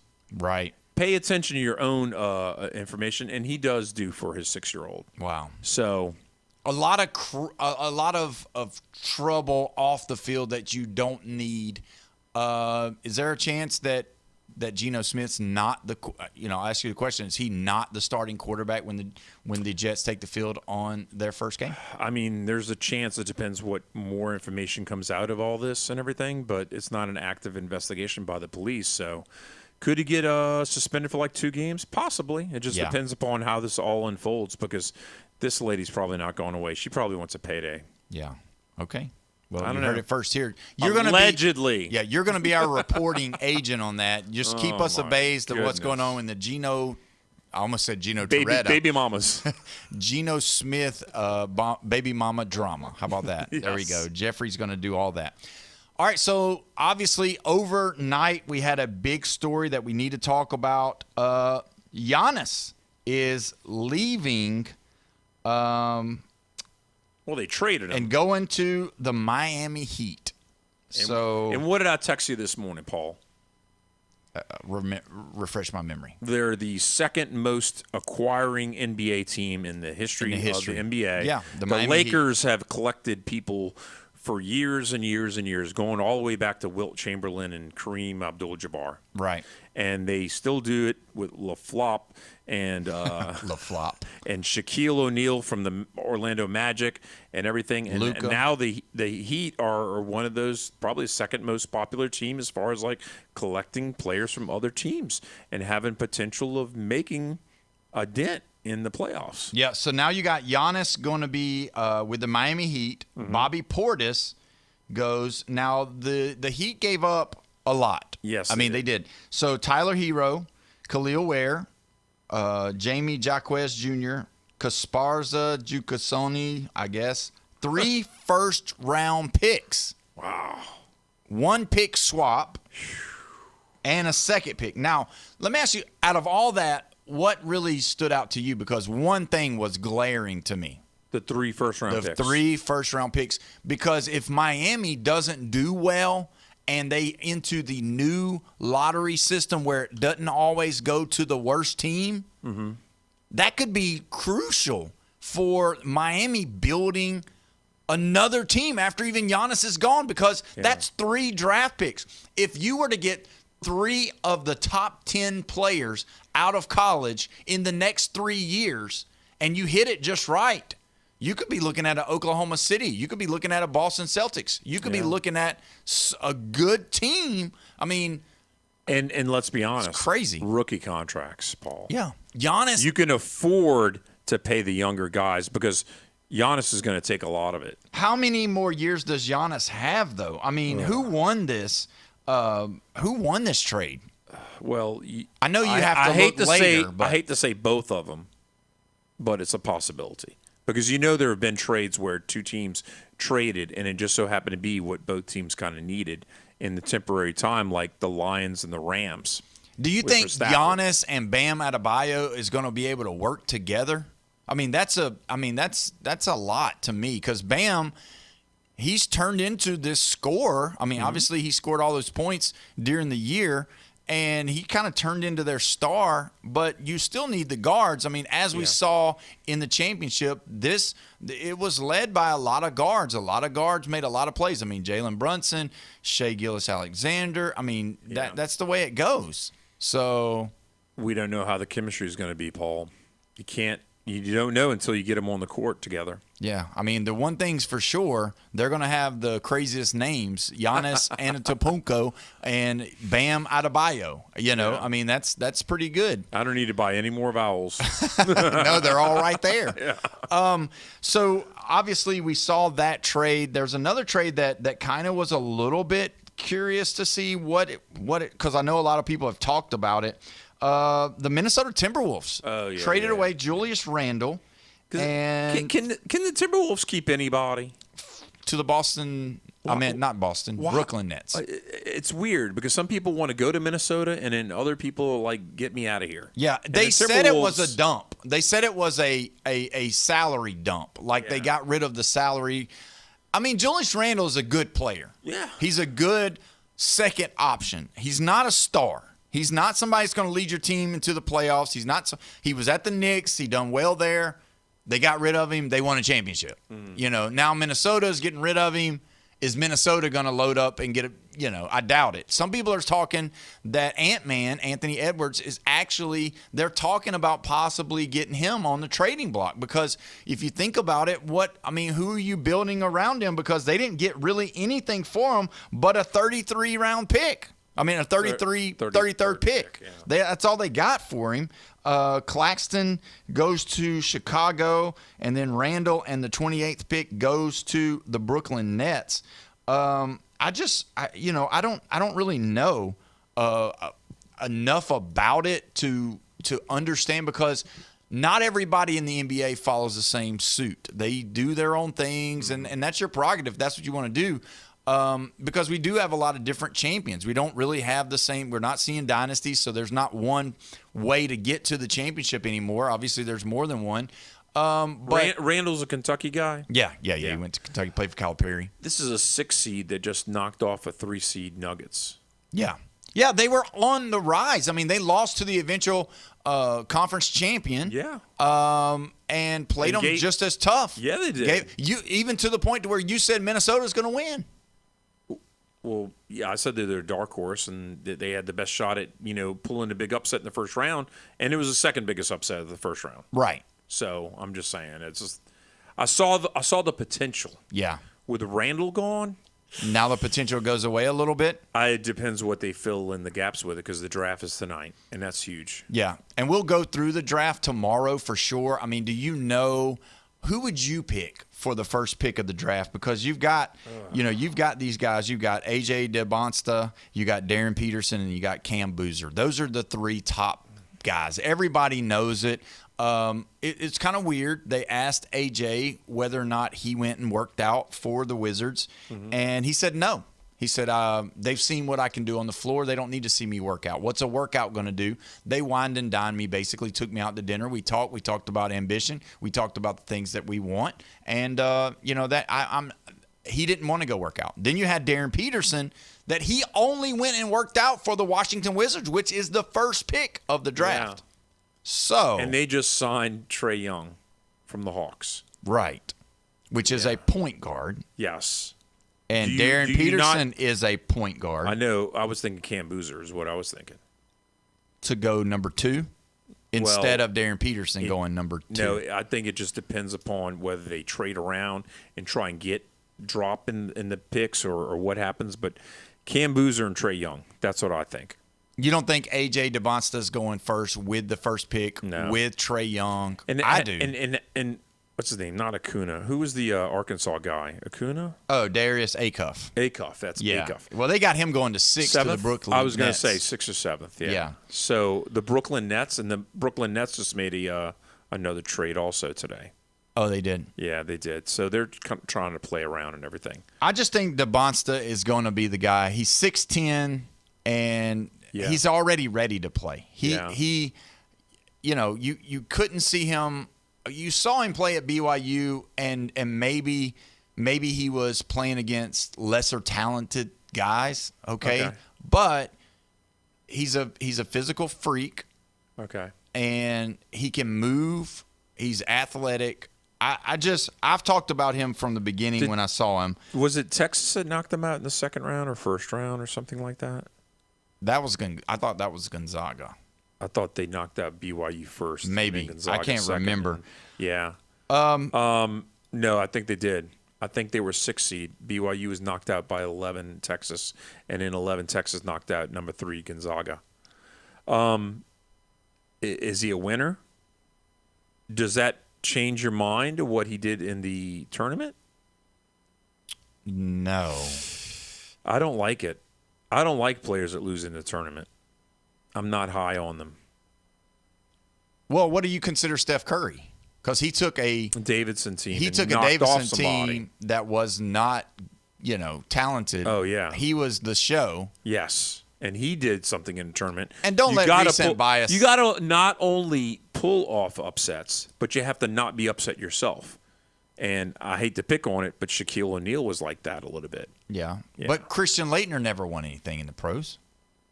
Oh, yeah, that's true. Yeah. And then let's talk about, about Tyler Hansbrough. He didn't do anything. Yeah. I mean, we're talking about. Yeah. And then Duke got upset. Grant Hill never did anything. Duke got upset by what, a 3-seed UConn? Grant Hill didn't win in the pros. I'm just talking about people that have been successful. Yes. I mean, the Fab Five. Yeah. I mean, they didn't. Chris Webber was an all-star, but he never won. Yeah, he went to like a Western Conference final. That was about the maximum he with ever the Kings. Him and Bloody Divox. That was rigged. Anyway. Jason Williams was on that team too, I think. Yeah. There is an Alabama player, LeBaron Philon. He's from Mobile. It looks like he's remember Philon. Yeah, he looks like he might get drafted maybe around the 16th area. Oh, really? Dropped that far? That's just some of them. The one thing, he's a big name. So that with Dusty Mays going as the head coach of the Mavs, do you think that if he has a chance to get, Lindenborg, he will? Oh, wow. Or no? Do you like that? A reunion? No, it never works. They usually never do it. Yeah. They never do it normally. They never draft their player. I mean, who's the last one? I think Harbaugh, he drafted Blake Corum, right? Or is he with the Rams? No, he's with the Rams. Never mind. Yeah, he's with the Rams. Harbaugh didn't even draft the Michigan guys that come through the draft that he had just won the national championship with. So if that's the case, Dusty Mays is not going to do that with any of the Michigan guys. They do it from time to time. Coaches do like getting their former players and rehashing their, heyday or whatever. Like Steve Spurrier went to the Redskins and got Danny Wolfel or something like that. It was crazy, It didn't work out. Yeah. You know who does work out, though? Do play in Panama City, 287 Aberdeen Parkway. If you want your kid to go to a summer camp, I get it. You're a little bit worried about your kid staying overnight somewhere. Maybe he's a little bit, get scared, or maybe you worry about him. You know what? We've got the place for you to take your kid to still have the camp atmosphere. You can go to Do Play. They've got all kinds of camps. They got soccer camps, flag football camps, basketball camps, volleyball camps. They've got STEM camps, which is not sports related. It's other stuff, whether it's electronics or it's space stuff, or, they might shoot fireworks. I don't know, make something. But either way, go see them. DoPlayOnline.com is their website. You can also go to Do Play on their Facebook page, and they will take care of you. It is a great place. It's air conditioned, turf fields, basketball courts, volleyball courts, refreshments, and food as well. 287 Aberdeen Parkway, Panama City. Make sure you go see them and tell them Paul sent you. When we come back, we will dive a little bit more into this draft that's happening tonight. You're listening to the Sports Blitz with Paul Wilson at 104.3 ESPN, Northwest Florida.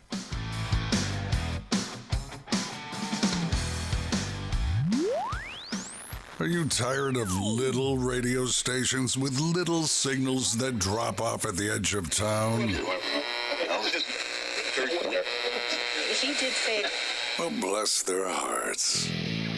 This is the most powerful sports signal in the Panhandle. You've found the Sports Talk Monster. 104.3 ESPN Northwest Florida. Discover the new Kia. Stop by Bill Bird Kia today and test drive the all-new 2026 Kia, where comfort, safety, and technology come together like never before. Explore the new 2026 SUV family that moves you and drive away in a new 2026 Seltos, Sportage, or Sorento that are built to inspire every journey. Craving performance? Feel the thrill in the luxurious 2026 Kia K5 sedan, crafted for power, style, and you. And for for innovation that sparks excitement, check out the 2026 all-electric Kia EV9, a modern masterpiece that's fast-charging, rugged, and roomy. Bill Bird Kia is the original 20-year, 200,000-mile warranty. It's the peace of mind that you can trust. Visit us at 2435 East 15th Street, Panama City, or online at BillBirdKiaPanamaCity.com. Bill Bird Kia, your local community dealer. The 20-year, 200,000-mile warranty is a Bill Bird Kia warranty. See dealer for details. Every team in baseball knows what it means when Atlanta comes to town. And the Braves have spent this season reminding the whole league why. Ozzie hits one well to deep right field at the wall. Now Casey, and it's gone. Tonight, the Braves and Padres are at it again from Petco Park in San Diego as Matt Olson and Atlanta look for a win on the West Coast. Coverage coming up at 7:25. First pitch at 8:40 on 104.3 ESPN Northwest Florida. Some people say our opinions are toxic. We say they're just a little terminal. The Sports Blitz. This malpractice committee has received a few complaints against you. On 104.3 ESPN Northwest Florida. We are back live and local right here at 104.3 ESPN Northwest Florida. This is the Sports Blitz with Paul Wilson, and we're so glad that you've joined us today. Don't forget the Braves tonight, 7:25 is the coverage time. First pitch is at 8:40. Braves take on the San Diego Padres. Don't forget, if you want to be a part of this show, you can be. 850-215-6290 is the way you do that. We can look on our Facebook page, and we can see you when you comment. Dominique Batiste, he said, yes, sir. I'm a Heat fan now. Giannis has always been my favorite player. I know a lot of people love him. I mean, I've got his shoes. I mean, come on. I got Giannis shoes. I'm not wearing them right now, but I do have Giannis shoes. I didn't buy them because of Giannis. I bought them because I liked them, but I do have Giannis's shoes. I didn't know you could fit in size 19. Yeah. I got big feet. I got big feet. Yeah. I'm a Magic. Sorry, I'm Orlando Magic. Yeah, I'm a Magic fan too, but I mean, I pull for people that I feel like are. Yeah, I think Giannis is a good guy. I think he'll do well over there. I do. Yeah. I mean, but what do you think about that though? When you come into a system, come into a place, you're an all-star. I mean, he's a mega-star, right? He's already won a championship, right? Everybody knows him. You know, he's got a nick. If you've got a nickname, you're the deal, right? No. The Greek Freak. The Greek Freak. That's his nickname. I know, but just when you have a nickname doesn't mean anything. What? You know, it doesn't mean. Who's somebody that has a nickname? I mean, Mamba. Yeah. Was Gary Payton the glove? Yeah. Yeah. No. He went to the finals. Yeah. He went to the finals, lost. Yeah. And then he tried to get on with the Lakers, and guess what they did? The mailman. They lost. The mailman. The mailman. What was Stockton? Did he have a nickname? Nope. The white kid. No nickname. So that's what I'm saying. No, you got just because you have a nickname doesn't what's mean the anything. best? And you could change your name to Meta World Peace, and it doesn't mean you're peaceful. Yeah. What's your favorite nickname of NBA players? What's of all time? Like, I mean, Dominique. The human highlight reel. Yeah, that's a good one. That's a good one. I mean, Dominique? He's a Hall of Famer. The Glove's a Hall of Famer. Yeah, he is. Round mound of rebound. I don't know why it's sticking in my mind, but the guy that was the Birdman. Yeah, with all those tattoos. Yeah. Now he's an exception to the rule. He's not going to be in the Hall of Fame. He's not. Yeah. But round mound of rebound. Yeah. Charles Barkley. Come on. Yeah, Shaquille had like 7 different nicknames. It was well, crazy. He gave them himself. Yeah. Shaq Diesel.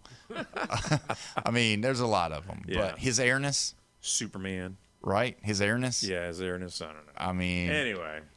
They called him Black Jesus, too, Michael Jordan. Michael Jordan. Yeah. Or what's the Mamba thing with Kobe? Yeah. Mamba? Yeah. Really? Okay. The Mamba mentality. You gave yourself that nickname. I wasn't all for it. Anyway. I don't know. Maybe we'll talk about it tomorrow. Did you hear about the whole guy, Hammond, saying stuff about Brunson and how he's an NBA outliner? We'll talk about that. Yeah, we'll talk about it tomorrow. Yeah. But when you look at this draft, let's talk about that. Let's get into this draft. Actually, hold on a second. We did get a question, and maybe you can answer this because I don't really know. So why is it Justin Herbert pronounced Herbert. Because there's an R. And Bobby Hebert. It's spelled Hebert, so it's missing an R. It's not Herbert. It's H-E, not H-E-R. But why's the H silent? Because it's French. Well, what's Herbert?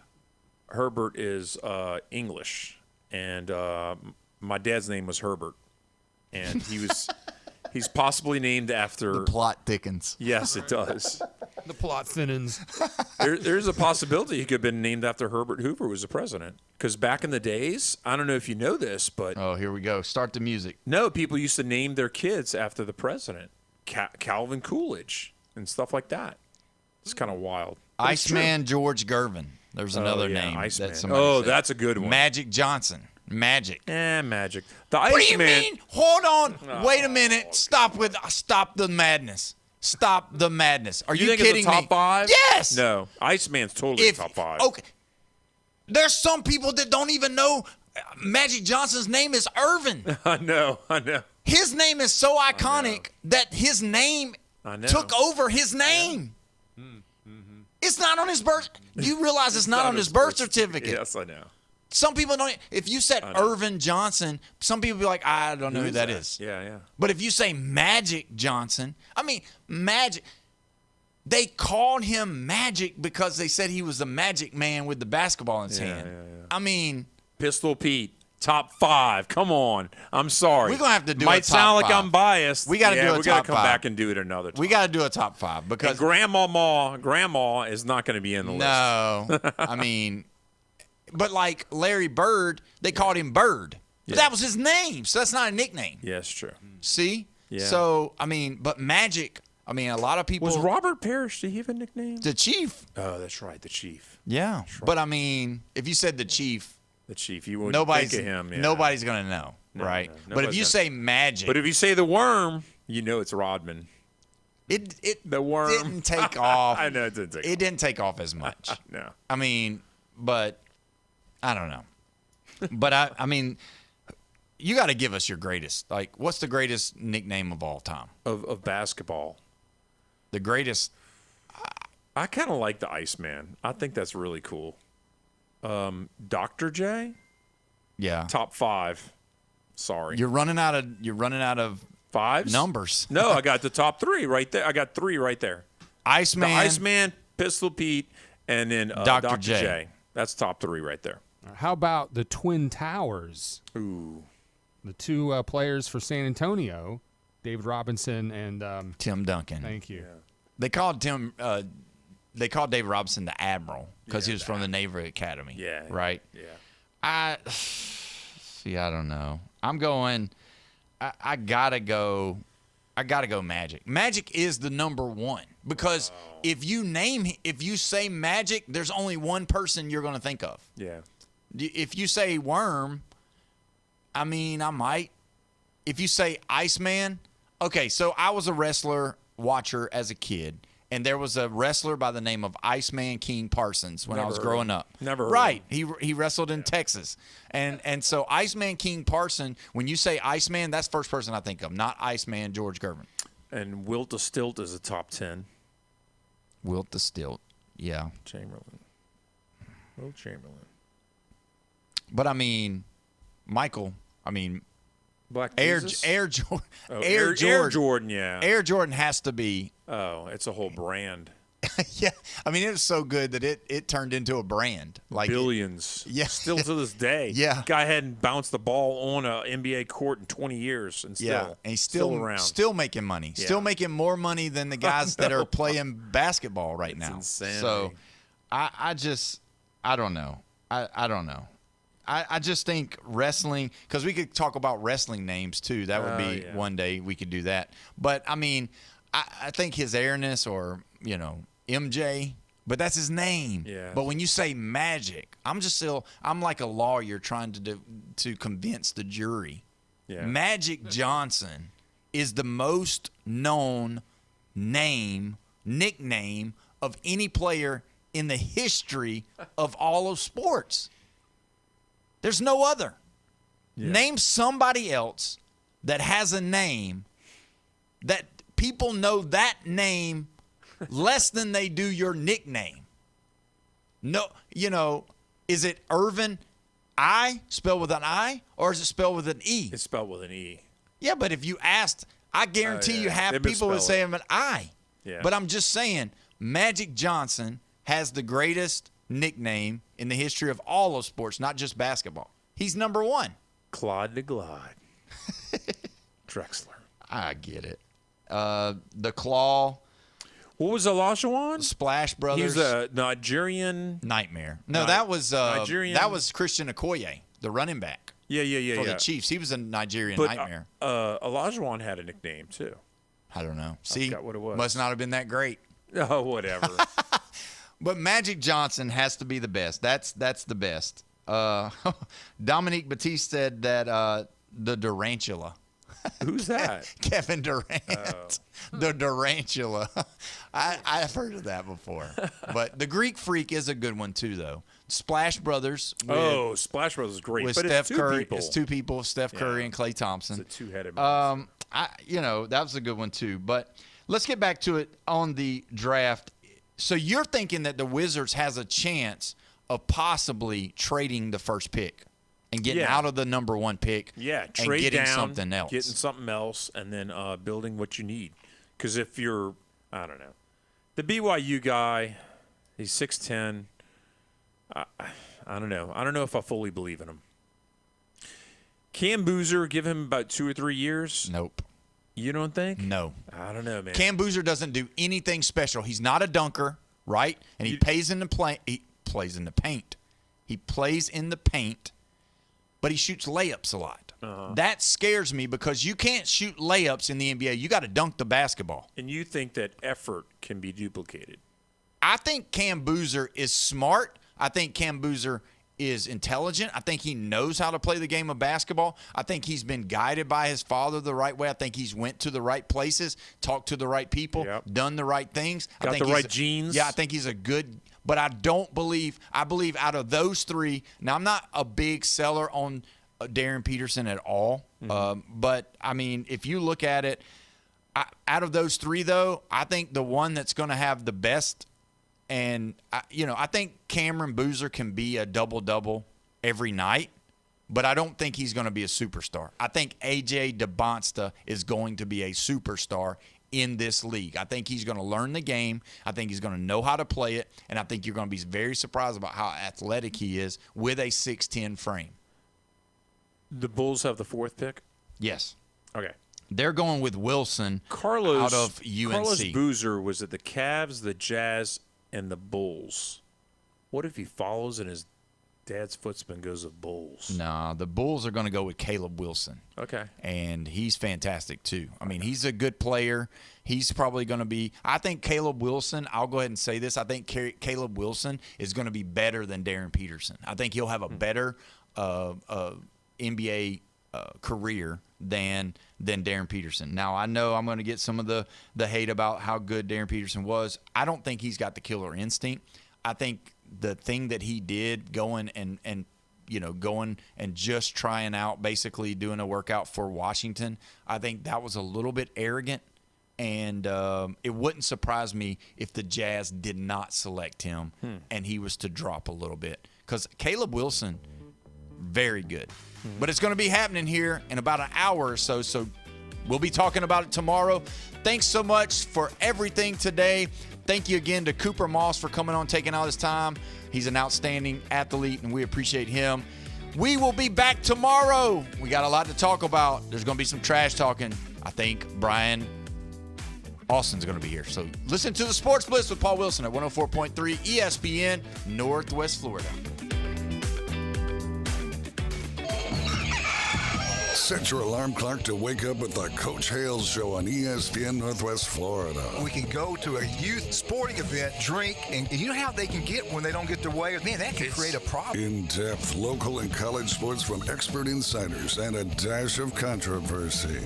The day and age we live in with parents going crazy, getting in fights. I don't see alcohol making that any better.